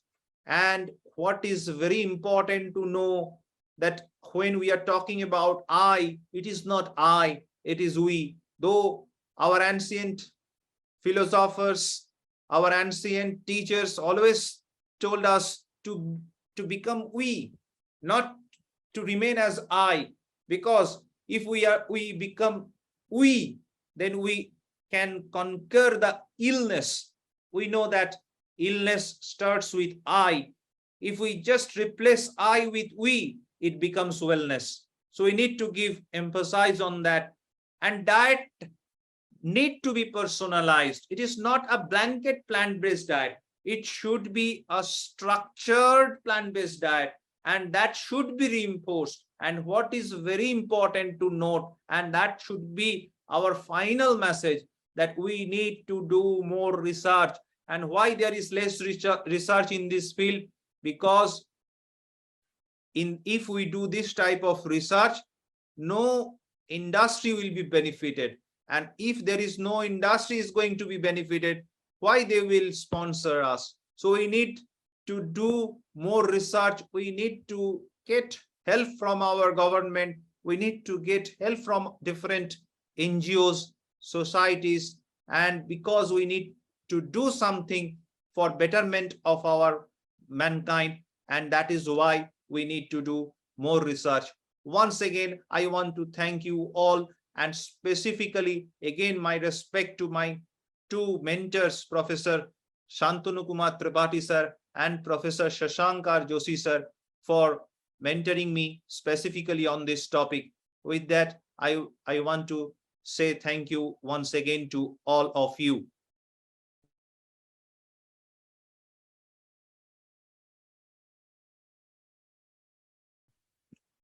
Thank you, Shambo, for nice presentation. Yeah, you clarified a number of issues or aspects of this important topic. I have one question to you. Now, we depend on research for generation of data. In the subject, this subject about gut microbiota, microbiome system, there are a number of limitations about doing human study. Do you believe that the data generated within these limitations can be converted as real evidence so that we can suggest the common people to use a specific diet for their health? What is your opinion? Yes, sir. So very importantly, that is why what we had found while searching different researchers, that specific effect on gut microbiome by this plant-based diet, it is not found that much. Yes, there are some studies, good studies done, but we can say the surrogate markers like some inflammatory responses, some mortality benefits, like that we can found, and that was present in multiple studies. But what we need actually, we should do focused research on this field. There are good amount of animal studies too. There are good amount of obesity models of rodents that was used to see the effect of plant-based diet on gut microbiota or metabolic health. But if we could have a good registry of our Indian populations, and we can see, we can have a what we can say, the specific my gut microbiome is not working, so I am troubling, but I am telling you the word, the structured diet plan, structured plant-based diet intervention, and we can see the effect in a longitudinal study that could give us more confidence on this type of intervention. Thank you, Shambo. Jyoti, if you want to add. Yes, sir. Thank you, Dr. Sambhu. It was a nice presentation, very much informative. Like Anjan sir said, like it is a very new topic for us also. We are very much enlightened actually. Today we came to know many new things. Actually, what you correctly said, that more and more data is required in the more research. Although we do many animal studies are there, particularly in basic studies, pharmacological studies we have, but as such, like studies are not there. So the data generation is very important, particularly in our nation, where many people, a large portion of the people, we consume really plant-based diets and veg foods actually. So I think more and more such research would come up in coming days. And I don't have any question as such. I would request the participants, if any questions, is there, you can put in the chat box. I am checking the chat box. I have not seen any question till now. Shambo, can Yes, sir. can I ask another question? That Yes, sir. Is there any good study? You know, in India there are different types of food community. If you consider as a food-based diet, food culture in different parts of India.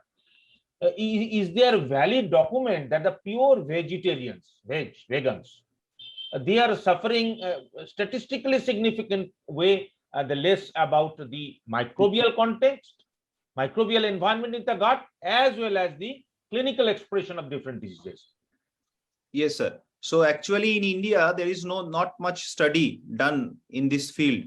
And if, as you were asking, it is not only about the gut microbiota, but also we can have a study like what had been done with almost 32,000 population to see a 10-year follow-up, how much benefits in terms of ischemic cardiac event they had done in US and some part of Europe. But in India, that is lacking. And there was a study conducted in Kashmir Medical College.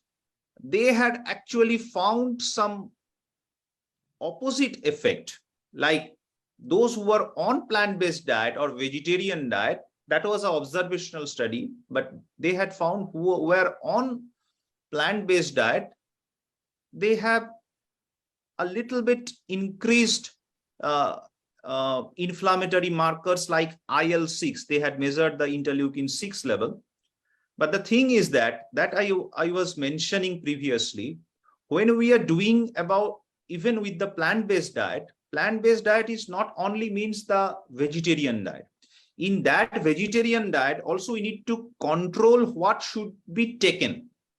Like if I am taking a vegetarian diet and I am taking lots of sweets and sugars and calories, so that will not fulfill our aim.